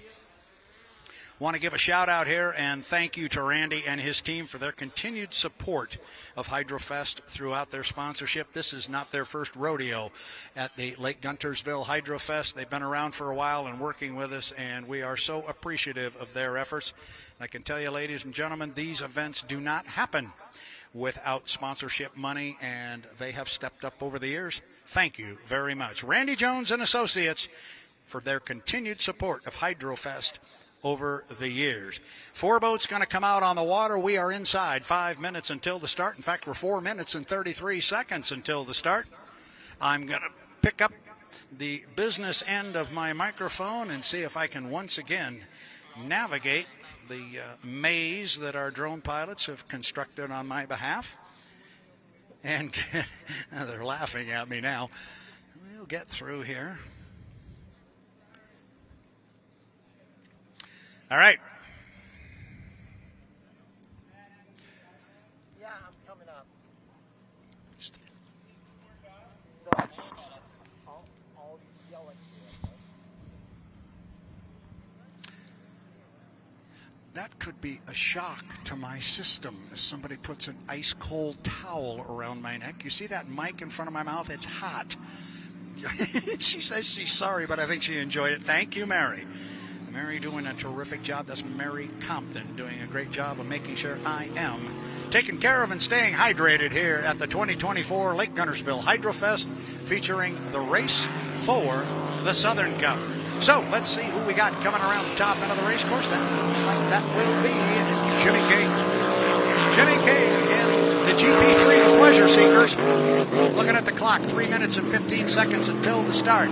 Then, next coming across start-finish line, the GP 135, the Miss Cool Cat, John Shaw. And here he is on the far outside, the other white boat. This is the one to keep an eye on. GP 35, the TM Special, Brandon Kennedy, top qualifier, and already a winner in a particular heat earlier today. And then there's that very low profile GP10, the Charger, with Kevin Ekert. Like I said, they sometimes call that boat the Freak. And I'm sure there's a story in there somewhere, and I may have heard it along the way, but don't quite remember. 2 minutes and 35 seconds until the start. Jimmy King and brand new Pleasure Seekers. That is a good-looking race boat. I like that one. It's very new. It is going to be a boat everybody's going to have to deal with in time. Again, a lot of the mystery is out of this particular start procedure because the lanes are assigned. But I'll tell you, if there is a big upside to this this particular start procedure, the earned lane format, as they call it. The big upside to it is this particular heat, because you got all the speed on the outside, and they're going to have to drive a long way to get around those boats off to their left on the inside lane. Again, lane 1. The first boat going up the backstretch, the GP 135 to Miss Cool Cat. That is John Shaw. Then it's going to be GP 3, the boat coming off the top end of the race course right now. Pleasure Seekers with Jimmy King. Kevin Egret with the GP 10, the Charger. And on the outside, GP 35 TM Special, Brandon Kennedy. 130 to the start of our Grand Prix America Heat 2A, presented by Randy Jones and Associates.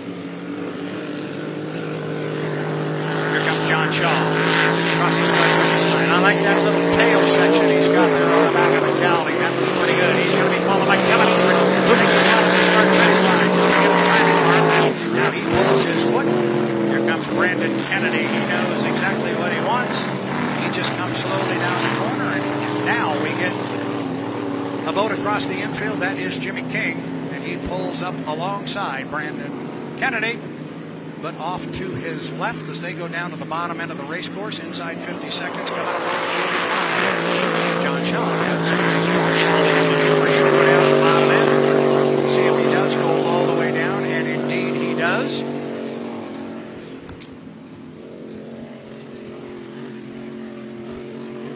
Coming up on 30 seconds to the start. It's Grand Prix America Heat 2A, presented by Randy Jones and Associates. John Shaw in lane 1, Jimmy King lane 2, Kevin Egret in 3, Brandon Kennedy on the outside.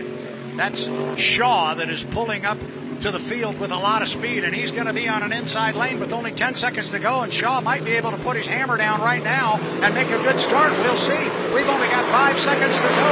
Shaw in lane 1 with the lead. King coming lane 2, and we are legal on this one. Not much doubt about that. Jimmy King flies the Pleasure Seekers across the start-finish line. It was John Shaw who broke the clock with a good start on the inside, and he's going to come off that turn in first position. Oh, look at the speed on the outside. They went by Shaw like he was tied to a post, and that is Brandon Kennedy on the outside. He has got Kevin Egret right with him. You got boats 1, 2, 3 up the backstretch. Very, very close. Now watch how far outside Brandon Kennedy has to go here. He's got to give room to 3 boats off to his left.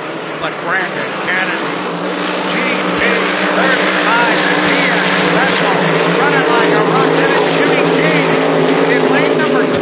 He is in second place. But your good race right now is for second place. Kevin Egret is trying to move up on Jimmy King. I don't know that anybody's going to be able to run down Brandon Kennedy. Oh, boy, and look at Egret come off the corner as King has lost power. Unfortunate break there for the Pleasure Seekers and Jimmy King. I think we were going to have a pretty good race between those two, and now it is all Brandon Kennedy. He doesn't have to worry about boats off to his left or to his right. He's just looking for clean water. And he will put 2 laps in the book. Here comes Egret. The Charger, the GP10. And unfortunately, we've got a little bit of a parade going on here with 2 more laps to go. John Shaw comes by, and he will get scored.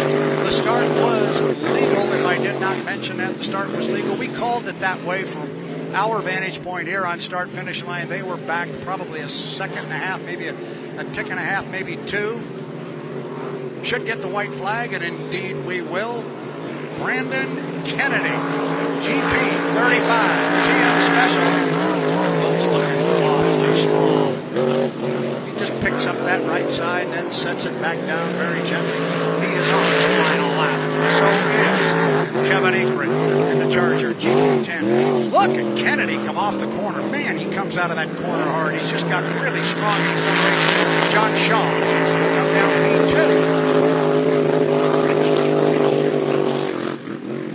There was a checkered flag wave there. I don't believe that was correct. The checkered flag should be out now.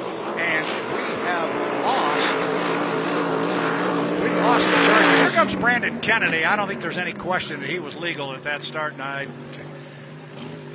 I may have missed it. He pops the lid as soon as he comes across. Checker flag is flying. We lost Kevin Egret coming out of turn 1. So we got 2 boats down. We've got 4 that started. I think 2 are going to finish. Here comes John Shaw. He will come down and pick up a second place finish. Yeah, there was a checkered flag, I think, waved a little bit early on that one. I think I can keep track of 4 laps. I just think I can handle those big numbers.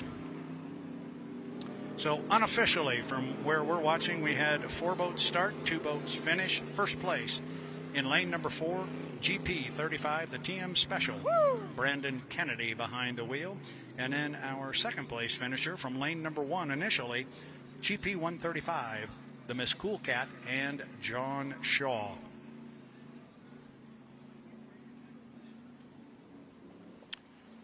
We will... So we have an official finish here. Whoa. No, that's not what I saw. We have a gun jump? Something that was just put in front of me had an inverted finish. Mr. Kennedy finishing second and John Shaw picking up the first. That's not what I saw, but I'm an announcer. They are the officials. We'll let them sort that kind of stuff out.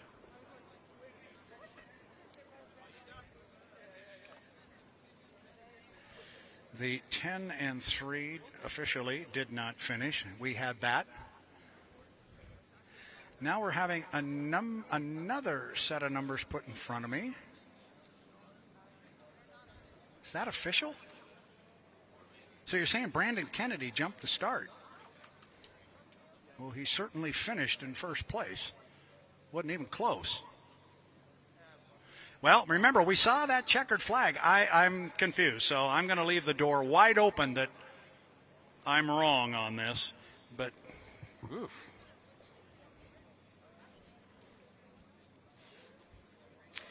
Maybe at the end of the day, what we're going to learn here is Mr. Luce can't count to 4.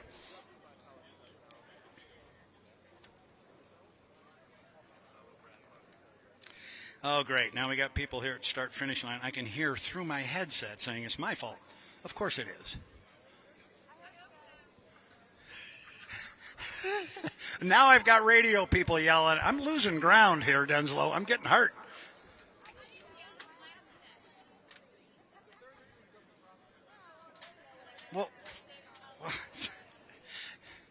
Well, that should be a rule then. You can't have 2 boats, the last 2 digits of the number of which are 35. So we're all waiting here with bated breath. I think we all know the answer here, but we will see how it works.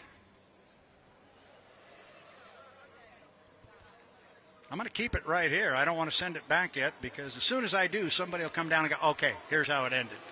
And so now we have Brandon Kennedy in the GP35 as your first place finisher. And second place had to go to John Shaw in the 135, correct? Well, that's what you're hearing, so that means that's not official yet. Sorry, I'm talking to the guy who's talking to my ear now. Hang on. Here we go. From our chief referee, first place finisher, GP35, Brandon Kennedy in the TM Special. Second place, John Shaw in the GP 135, which is the way I think we all had it.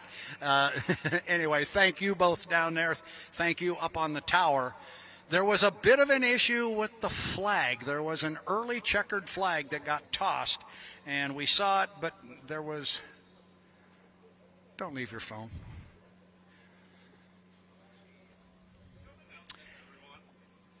I have a hunch we're getting a little bit rummy toward the end of the day here. But let's take a look at the schedule here. What have we got coming up next now that we were able to understand Grand Prix Heat 2A presented by Randy Jones and Associates? Where are we on the schedule? That was 2A, so we got 2B still to come. So we're not done yet. We have next up on the schedule is the Vintage Hydroplanes, followed by Randy Jones and Associates Grand Prix Heat 2B. Steve, he's in the 1. We have a driver change coming out this time, and for people standing here at start-finish line with me, this will mean something to them. Mr. Compton is switching boats this time. He's going over to the Merlin-powered Miss US 1. Thank you, Mr. Compton, because as he and I had a sandwich for lunch, I said, would you please let me know, A, if you go out, and B, which boat you go out in. So he has done that.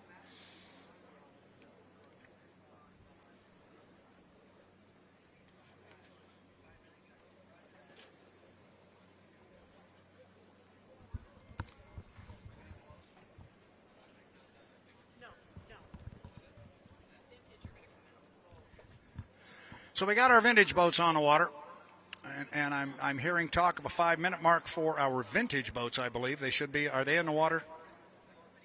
They are putting them in the water. Then we'll take this opportunity to step away, and we'll catch a cold drink. We get some good tunes going over here, and Mr. Sound Guy over there, you're doing a great job. There you go. I get thumbs up. Spin some good stuff. Let's go.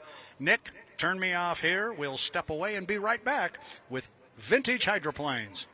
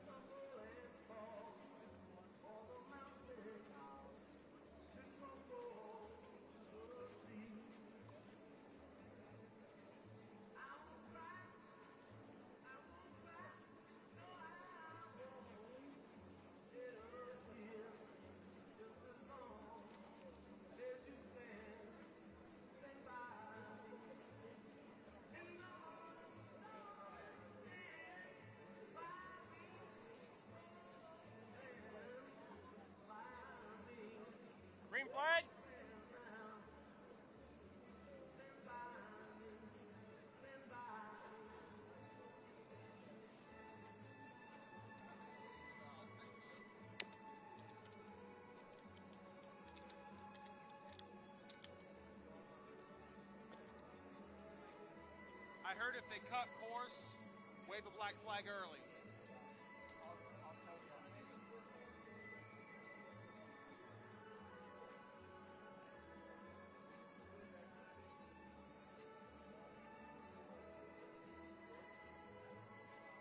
Well, at least this is working.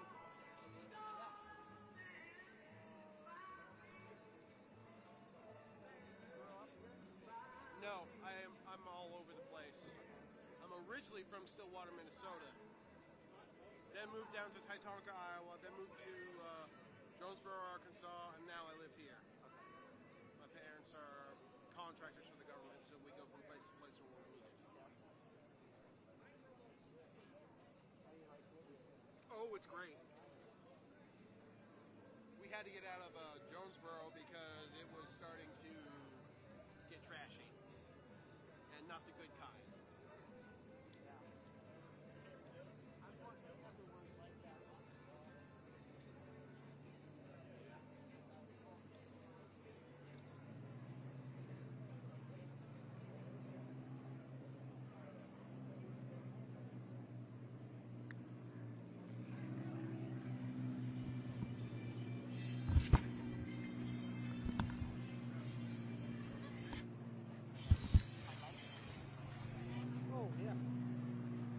Race fans here along the shoreline at the 2024 Lake Guntersville Hydrofest, featuring the race for the Southern Cup. We're getting deep into our day 1 of 2 or day 2 of 3, depending how you're counting and keeping score at home. But here we come with our 2 vintage hydroplanes, and they have been as busy as anybody. They, as in the 2 boats, we've had various drivers in them. I do not know who is in the U36, the Lauterbach Miss US 4, but I'm going to bet $1 it is Mark Webber. But I have also learned that Steve Compton, the H1 inspector, is behind the wheel of the Miss US 1. So this is a real thrill for Mr. Compton. He is on the inside, driving the former world record holder. Here comes Webber, his buddy, on the outside. Going to cover him up as he comes across.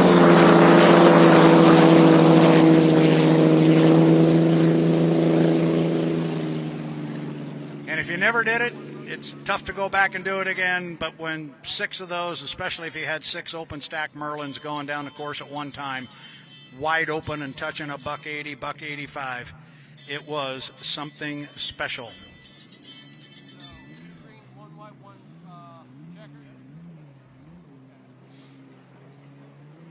Here they come off the bottom end of the race course. Mark Webber in the Miss US U36. We had the 2 Simon boys out earlier in the Miss US 1. That had to be a thrill to get in a boat that they were very much involved with back in the late 1950s and the early 1960s. I've told the story 15 times about the world straightaway record and how somebody unplugged the cord, or that record would really be about 215 miles an hour and probably still stand to this day. We don't need to rehash that one again. We'll bring it up again tomorrow, and everybody can tune me out when we do.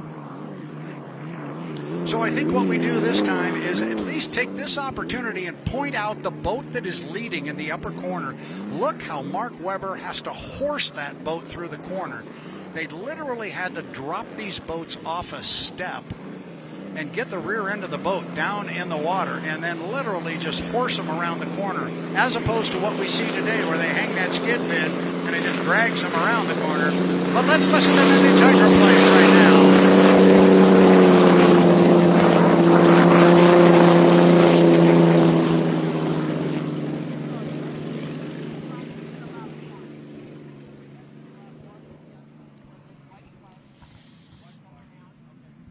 I trust nobody will mind if I stop talking and just enjoy the ambiance. Look at the great drone shot for those of you on the H1 live stream, getting a great look from the drones. Dan, is that you with that shot there coming out of that lower corner? He's smiling, I'm assuming that's him. But look at Webber as you see the boat just bounce and bounce as he comes through the corner. Real tight shot there on Mark Webber as the 2 boats go basically side by side up the backstretch. Watch when they get into the corner. Watch the activity of the boat versus what you see on the current day Unlimited, where they just turn that skid fin sideways to the line of travel and it just carves them through the corner. Not so much right here. You'll see the rear end drop down. You'll see that rooster tail start bouncing. And look at the front of the boats. They just start chopping up and down and up and down. And I'll tell you, it's a wild ride. And Mike, after that test session, I can actually say, I know that's a wild ride. I just did it. 3 weeks ago, I did it, and I was fortunate enough to get to steer the boat for 3 laps. And it's fun bringing them around the corner. Take a 6,000-pound race boat and decide you're going to turn it left. It has its own idea. Vintage Unlimited, ladies and gentlemen.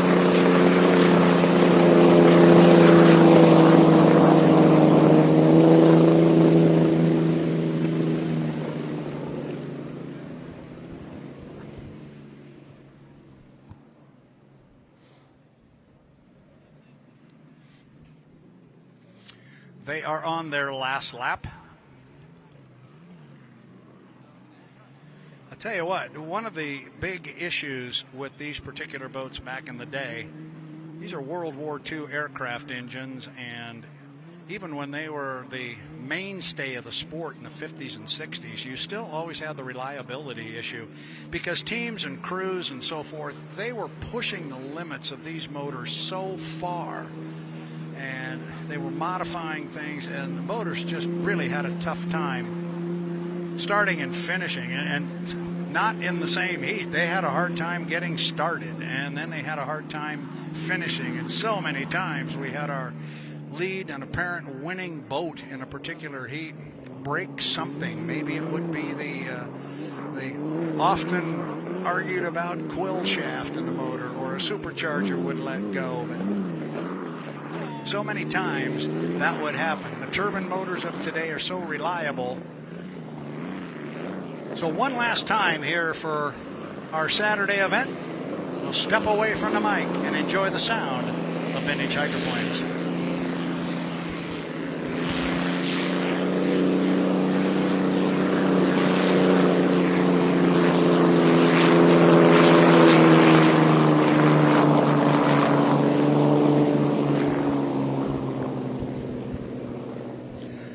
The checkered flag flew for those guys right there. That was almost as close as our Heat 1 of the H1 Unlimited heat that was earlier today. So great show by our vintage guys. Wait a minute. I'm not sure that sounded right. By the vintage boats. We won't call them vintage guys, although Compton's the same age I am, and Weber's not far away. So, yeah, that's all right. Both boats will head back across the lake over to the pit area. Now let's take a look at what we've got coming up.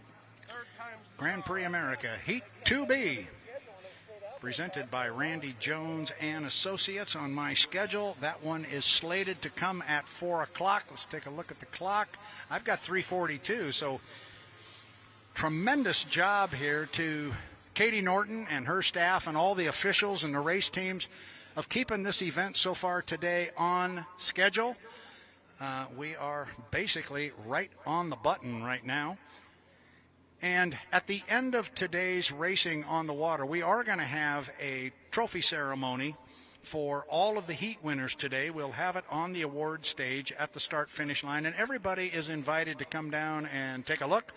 All our drivers will be over here. We'll get them up on stage. We'll have the sponsors with them. They can get their award, and that will give you an opportunity to congratulate them and clap for them. So if you'd like to stick around and watch the award ceremony when we get done, we would love to have you there. So for right now, I will step away, and then we will come back when we are ready to go with Grand Prix America Heat 2B, presented by Randy Jones and Associates. Until then, this is Brad Luce for the 2024 Lake Guntersville Hydrofest, featuring the Race for the Southern Cup. We'll be right back.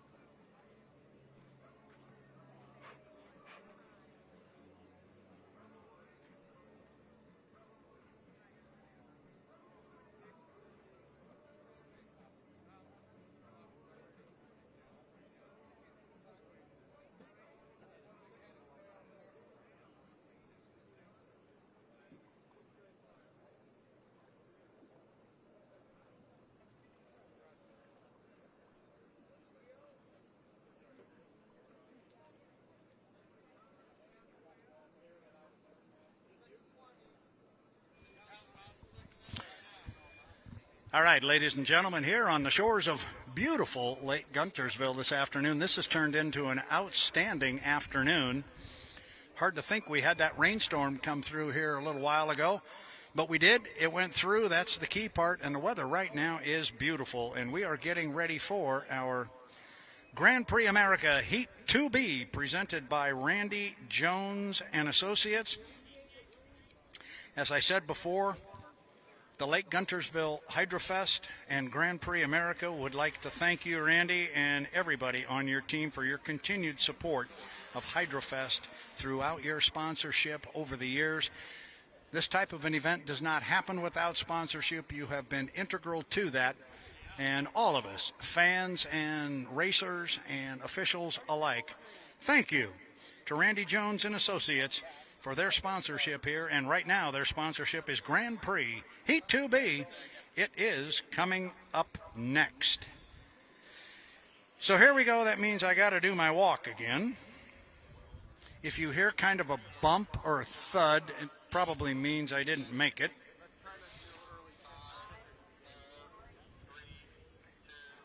I'm getting good at it.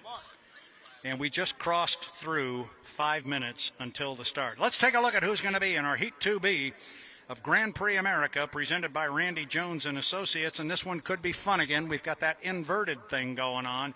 So in lane number 1 is going to be the GP17 to Miss Renee. That is going to be Tyler Eccles behind the wheel. Then it's going to be the GP15 Happy-Go-Lucky Old Trappers Beef Jerky, driven by Greg Hopp. Then it'll be the GP71, the Miss Liberty, Tom Thompson behind the wheel. And on the outside, GP79, the Bad Influence, driven by Jeff Bernard. Have Brad make an announcement about us doing awards on the stage at 4:30. Well, hey, everybody, guess what? Just got that stuck in front of me. Thank you very much, young man. Yes, the awards are now slated to start at 4:30 at the main stage. Please feel free. Come on down. The drivers will be here. It won't take very long, but you can see everybody. They're going to get their awards. And also, just to point out the obvious, our sponsors will be there as well, and they will take their turn to hand out their trophies to their winners, and that's a big deal, and they would love it if you would come join them. 3 minutes and 42 seconds till the start. 1, 2, 3. Looking for 4. I've got 3. So far 3. I think I see a third trying to wind up over there at the other side. And it is the Miss Renee, Tyler Eccles, that has not yet come out on the water. I think that first boat to turn to the right and head up toward the top end of the race course is Jeff Bernard. Don't quote me on that looking in the sun. I'm colorblind to begin with. And we will see when he comes around. But I think that's a 79 Bad Influence. Yeah, I could definitely be wrong. Boy, and we're making a timing run right here, and it's way on the outside, so that's definitely going to be Jeff Bernard because he's got a run on the outside. Bernard making a hard charge from the line here on this timing run. Boom!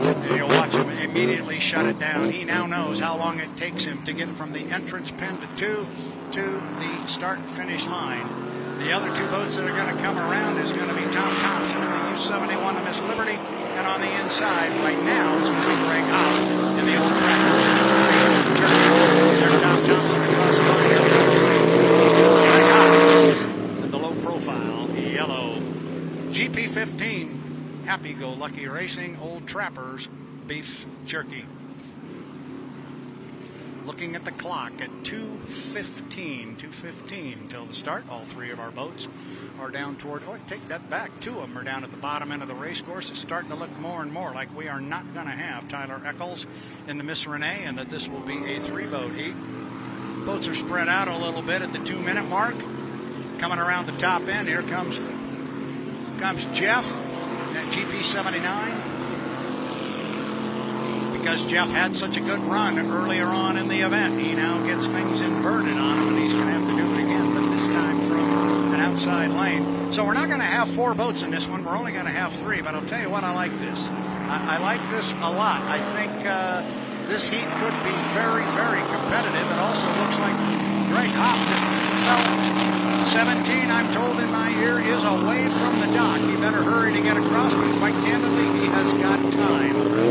So 17, Tyler Eccles is but I don't know if he is still away from the dock. Don't know if we're getting a drone shot. Is the DP-17 still sitting at the dock, or are we're not having that shot? I'm on the other side of the monitor. But right now we are up on 1 minute, so the GP-17, I think he got under power. In fact, he is under power now.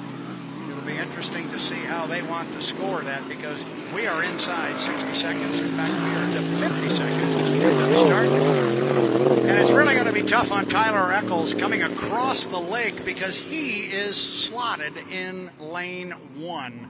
And I honestly, between all of us here, I'm not quite sure how he's going to get there. But the rest of our field is coming out of turn 1 at the 33-second mark. Make it 30 seconds now. Greg Hopp is going to be the first up to the top end of the race course. He's going to be in lane number 2. Following up behind him is going to be Jeff Bernard. He'll be on the outside. You can watch Tom Thompson there as he's going to slot in between the boats. 15 seconds left. Watch the boats in the back of the pack right now. They're going to put the hammer down and really get a good run at it. Watch Jeff Bernard on the outside. Oh, and he's down. He is down to 79. He's lost power. And now it is Greg Hopp with a legal start and a big lead. Tom Thompson is behind him, but it's a two-rooster tail lead for Greg Hopp. Oh, tough break. It is a legal start. Greg Hopp is your leader. He is out by 2, maybe 2.5 rooster tails over Tom Thompson, and Tom Thompson is going to set sail for Greg Hopp. This will be interesting. I honestly don't know if he's got... Oh, and Greg's down. Greg is down in the GP15 now. It is all Tom Thompson. Tom Thompson and, surprisingly, Tyler Eccles, the last boat away from the dock. Here comes Tom. He's going to come down, put the first one in the books. He's got smooth sailing right now as Tyler Eccles is on the outside, and he's back almost 3 rooster tails. Tough break here as we lose a couple of boats.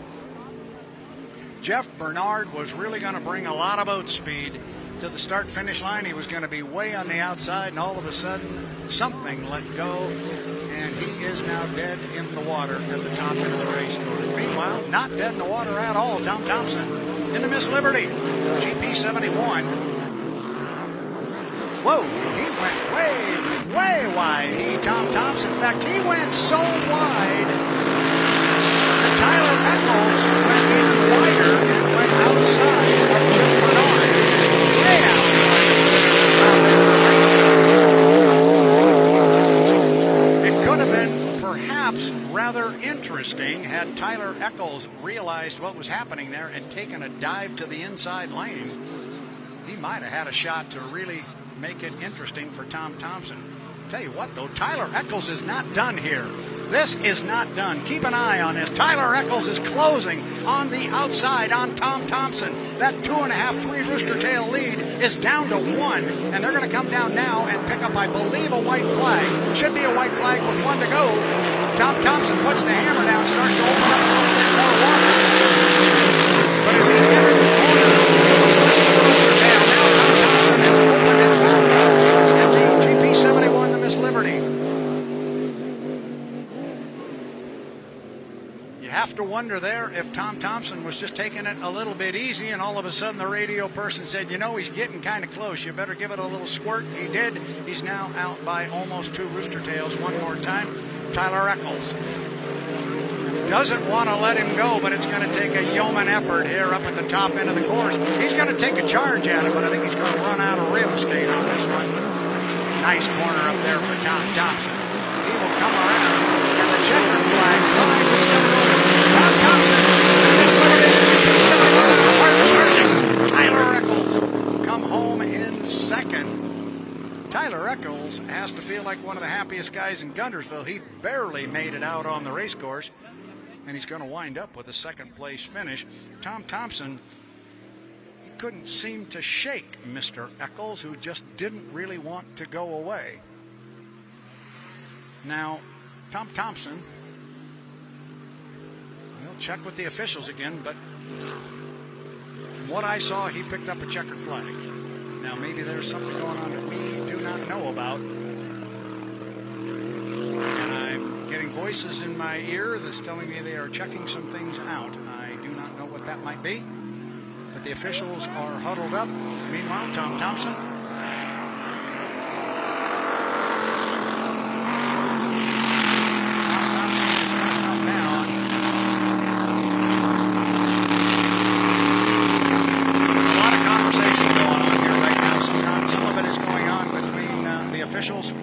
And the radio personnel, there are conversations that are going on up on the tower. I don't know how those are playing out. We won't try and figure that out. I'm going to step through, and I will step off the mic here and check with the officials, but bear with me for a moment. This is my balancing act. I'm getting good at it, Dan. I'm getting good at it, buddy. Look out. All right. Our heat is over. Our boats are headed back toward the pit area, looking at the schedule for today. That is going to conclude our racing on the water. The trophy presentation will take place here at 4:30, or as soon as we can get everybody over here, we will have the trophies. And so please, if you would like, come up and congratulate our heat winners today and thank our sponsors for their participation in the sport. Looking at the schedule for tomorrow morning, Sunday, June 30, that will be our final racing day here at the 2024 Lake Guntersville Hydrofest.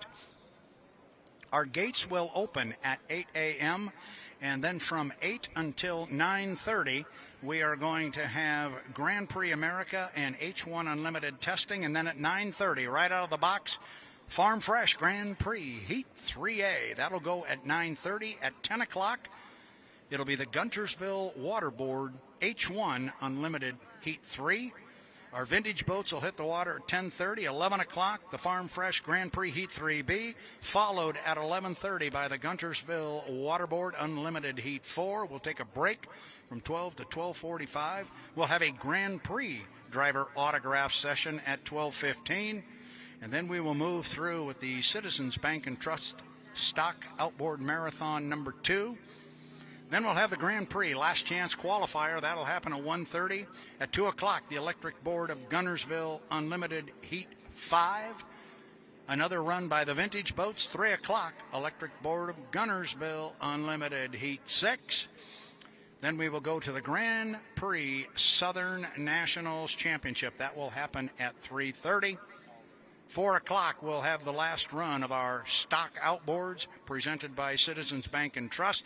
And then at 4:30, it's the Southern Cup for H1 Unlimited Hydroplanes. That will happen at 4:30. We will have awards at 5 o'clock. So as you can tell, a very, very busy day today. We're going to follow it up with another one tomorrow. Gates open at 8. Course is open at 8 for Grand Prix America and H1 Unlimited testing. I'm going to step away, go have a conversation with the officials. Let's see what I have just been handed here. There's a 1-minute penalty on the GP17. Is that correct? But he still gets his second place finish. Tom Thompson in the GP71 to Miss Liberty, he still does get a first place finish. So Tyler Eccles was the only other boat to finish in the 17 to Miss Renee. So despite the 1-minute penalty, he still finished in second place. So as we saw it on the water, Tom Thompson, GP71 Miss Liberty is your winner of Grand Prix Heat 2B, presented by Randy Jones and Associates. Second place to Tyler Eccles aboard the Miss Renee, the GP17.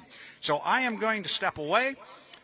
We'll play some music. Find your way down to the start-finish line to the award stage. I'm going to get some information there about who has won what, because I can't remember the entire day. We'll have trophies coming up next. But for now, on behalf of Erica Allreed and everybody here with the officials, our flyers of the drones here today, we will step away. This is Brad Luce saying so long from the start-finish line. Awards at the stage are up next.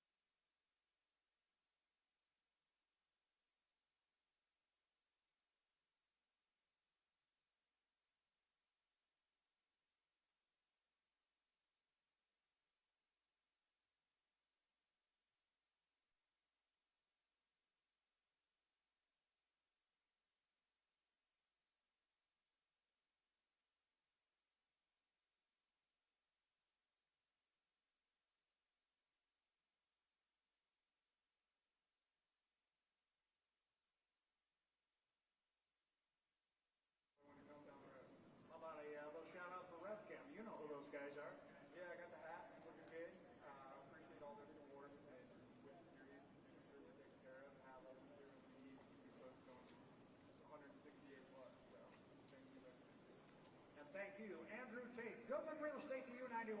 Congratulations, bud. Appreciate it. And if you didn't notice, that young man can handle his race boat pretty well.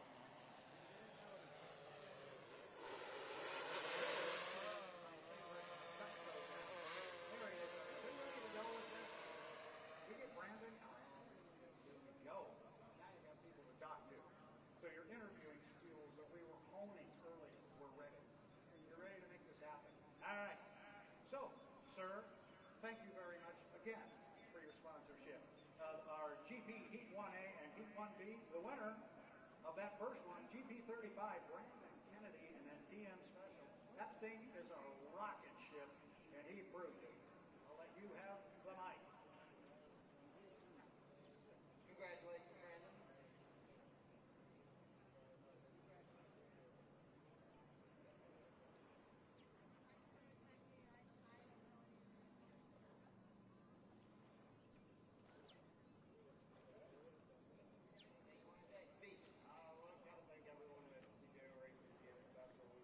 Had a lot of trouble, boots really fast, and finally get to show it off. We did 2 motor changes yesterday, one for fun, one because we had to. We're able to set the fast on, we did 2 E's, and then we grabbed our top and Lincoln Rally, River City Sprinting.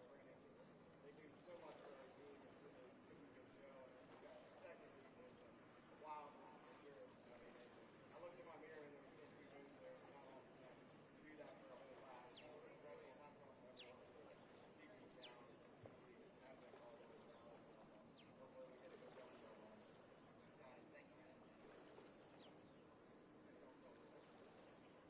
Brandon, thank you for some great racing today, and if you're going to beat that guy, you're going to have your hands full. That's about all I was able to pick up from all of that.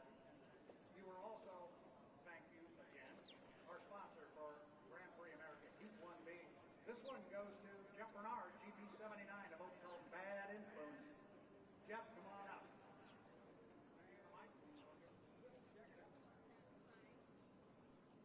Yeah, he's going to figure out the truck. He's got your great one picked out.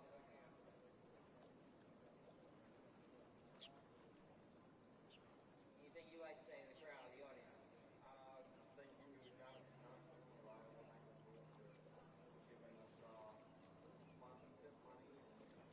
There are everybody awesome here. Our SPG name vacation, like them down in our own team. So I'm pretty sure we lost a mag, which is going to be a big deal.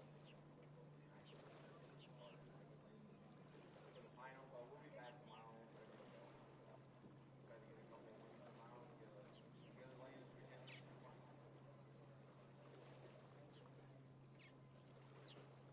Thank you, Jeff, and thank you very, very much. Cutco Cutlery, sponsors of GP Heat 1A and Heat 1B. Got someone here from Randy Jones and Associates. Somebody's at least walking this way. If you're not Randy, why don't you come up there? And who are you, sir? Cheryl Dollar. I work with Randy Jones and Associates. So what exactly do you do for them? Randy Jones and Associates, we're an insurance broker.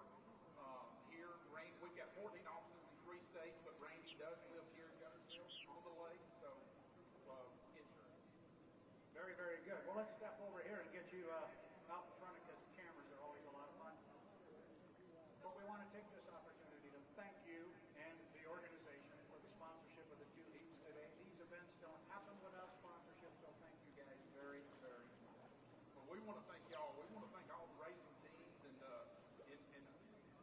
people that come to Guntersville to support this. The great thing is it's good for us to be able to support y'all because y'all come to Guntersville to support us as well. So thank y'all.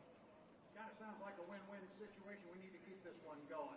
Appreciate it very, very much. Well, the first heat is sponsored with our Grand Prix Heat 2A. We've already had the young man up here, but let's get him up here a second time. Brandon Kennedy, GP 35 GM Special. TKO Racing, come on up here. This young man knows how to handle his boat. I'll give you the microphone and you can chat with him. Sounds great. Thank you. Congratulations.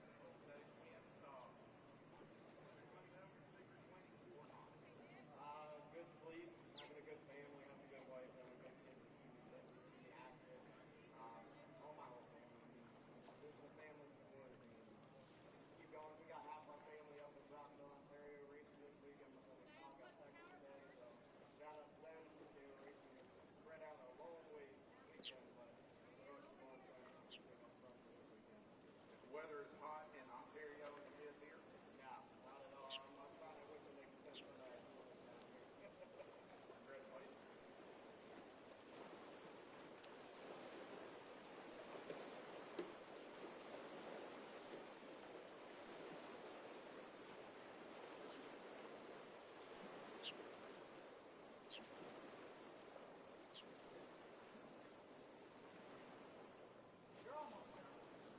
done, got one more to go, but that's because you sponsored 2 heats. Again, thank you. It's absolutely critical to this event. Randy Jones and Associates sponsored Grand Prix Heat 2B. Had a different winner this time, GP71, Miss Liberty, Tom Thompson. He's over here with his driver's suit. He keeps letting it out further and further. And he didn't hear his name, but he's going to find his way up here. There he comes. He's shy. Tom's really shy. Anyway, I'll let you say hello to him. He's the winner of Heat 2B. Congratulations on today's win. Good luck to you and everyone else tomorrow. Thank you very much. I'd like to thank Julie Newport and the crew for giving me a chance to run the boat this weekend. They were kind of on a jam, and we think we would run the boat all the time, but we had other jobs this weekend. We do a great job putting the boat together and trusting in me to do well with it. So, it's a big plus for them, and I want to thank our sponsors, Liberty and the Can. Those guys have done a lot for us. We look forward to dealing with them. I've got a flat off with a 35 filler motor. You reckon they'll let me race tomorrow if they need something? We are the way.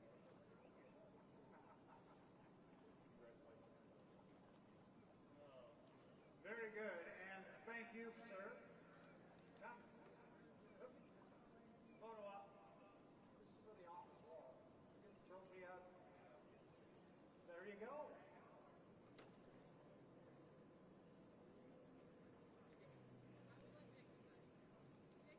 Thank you very much. Thanks, Tom.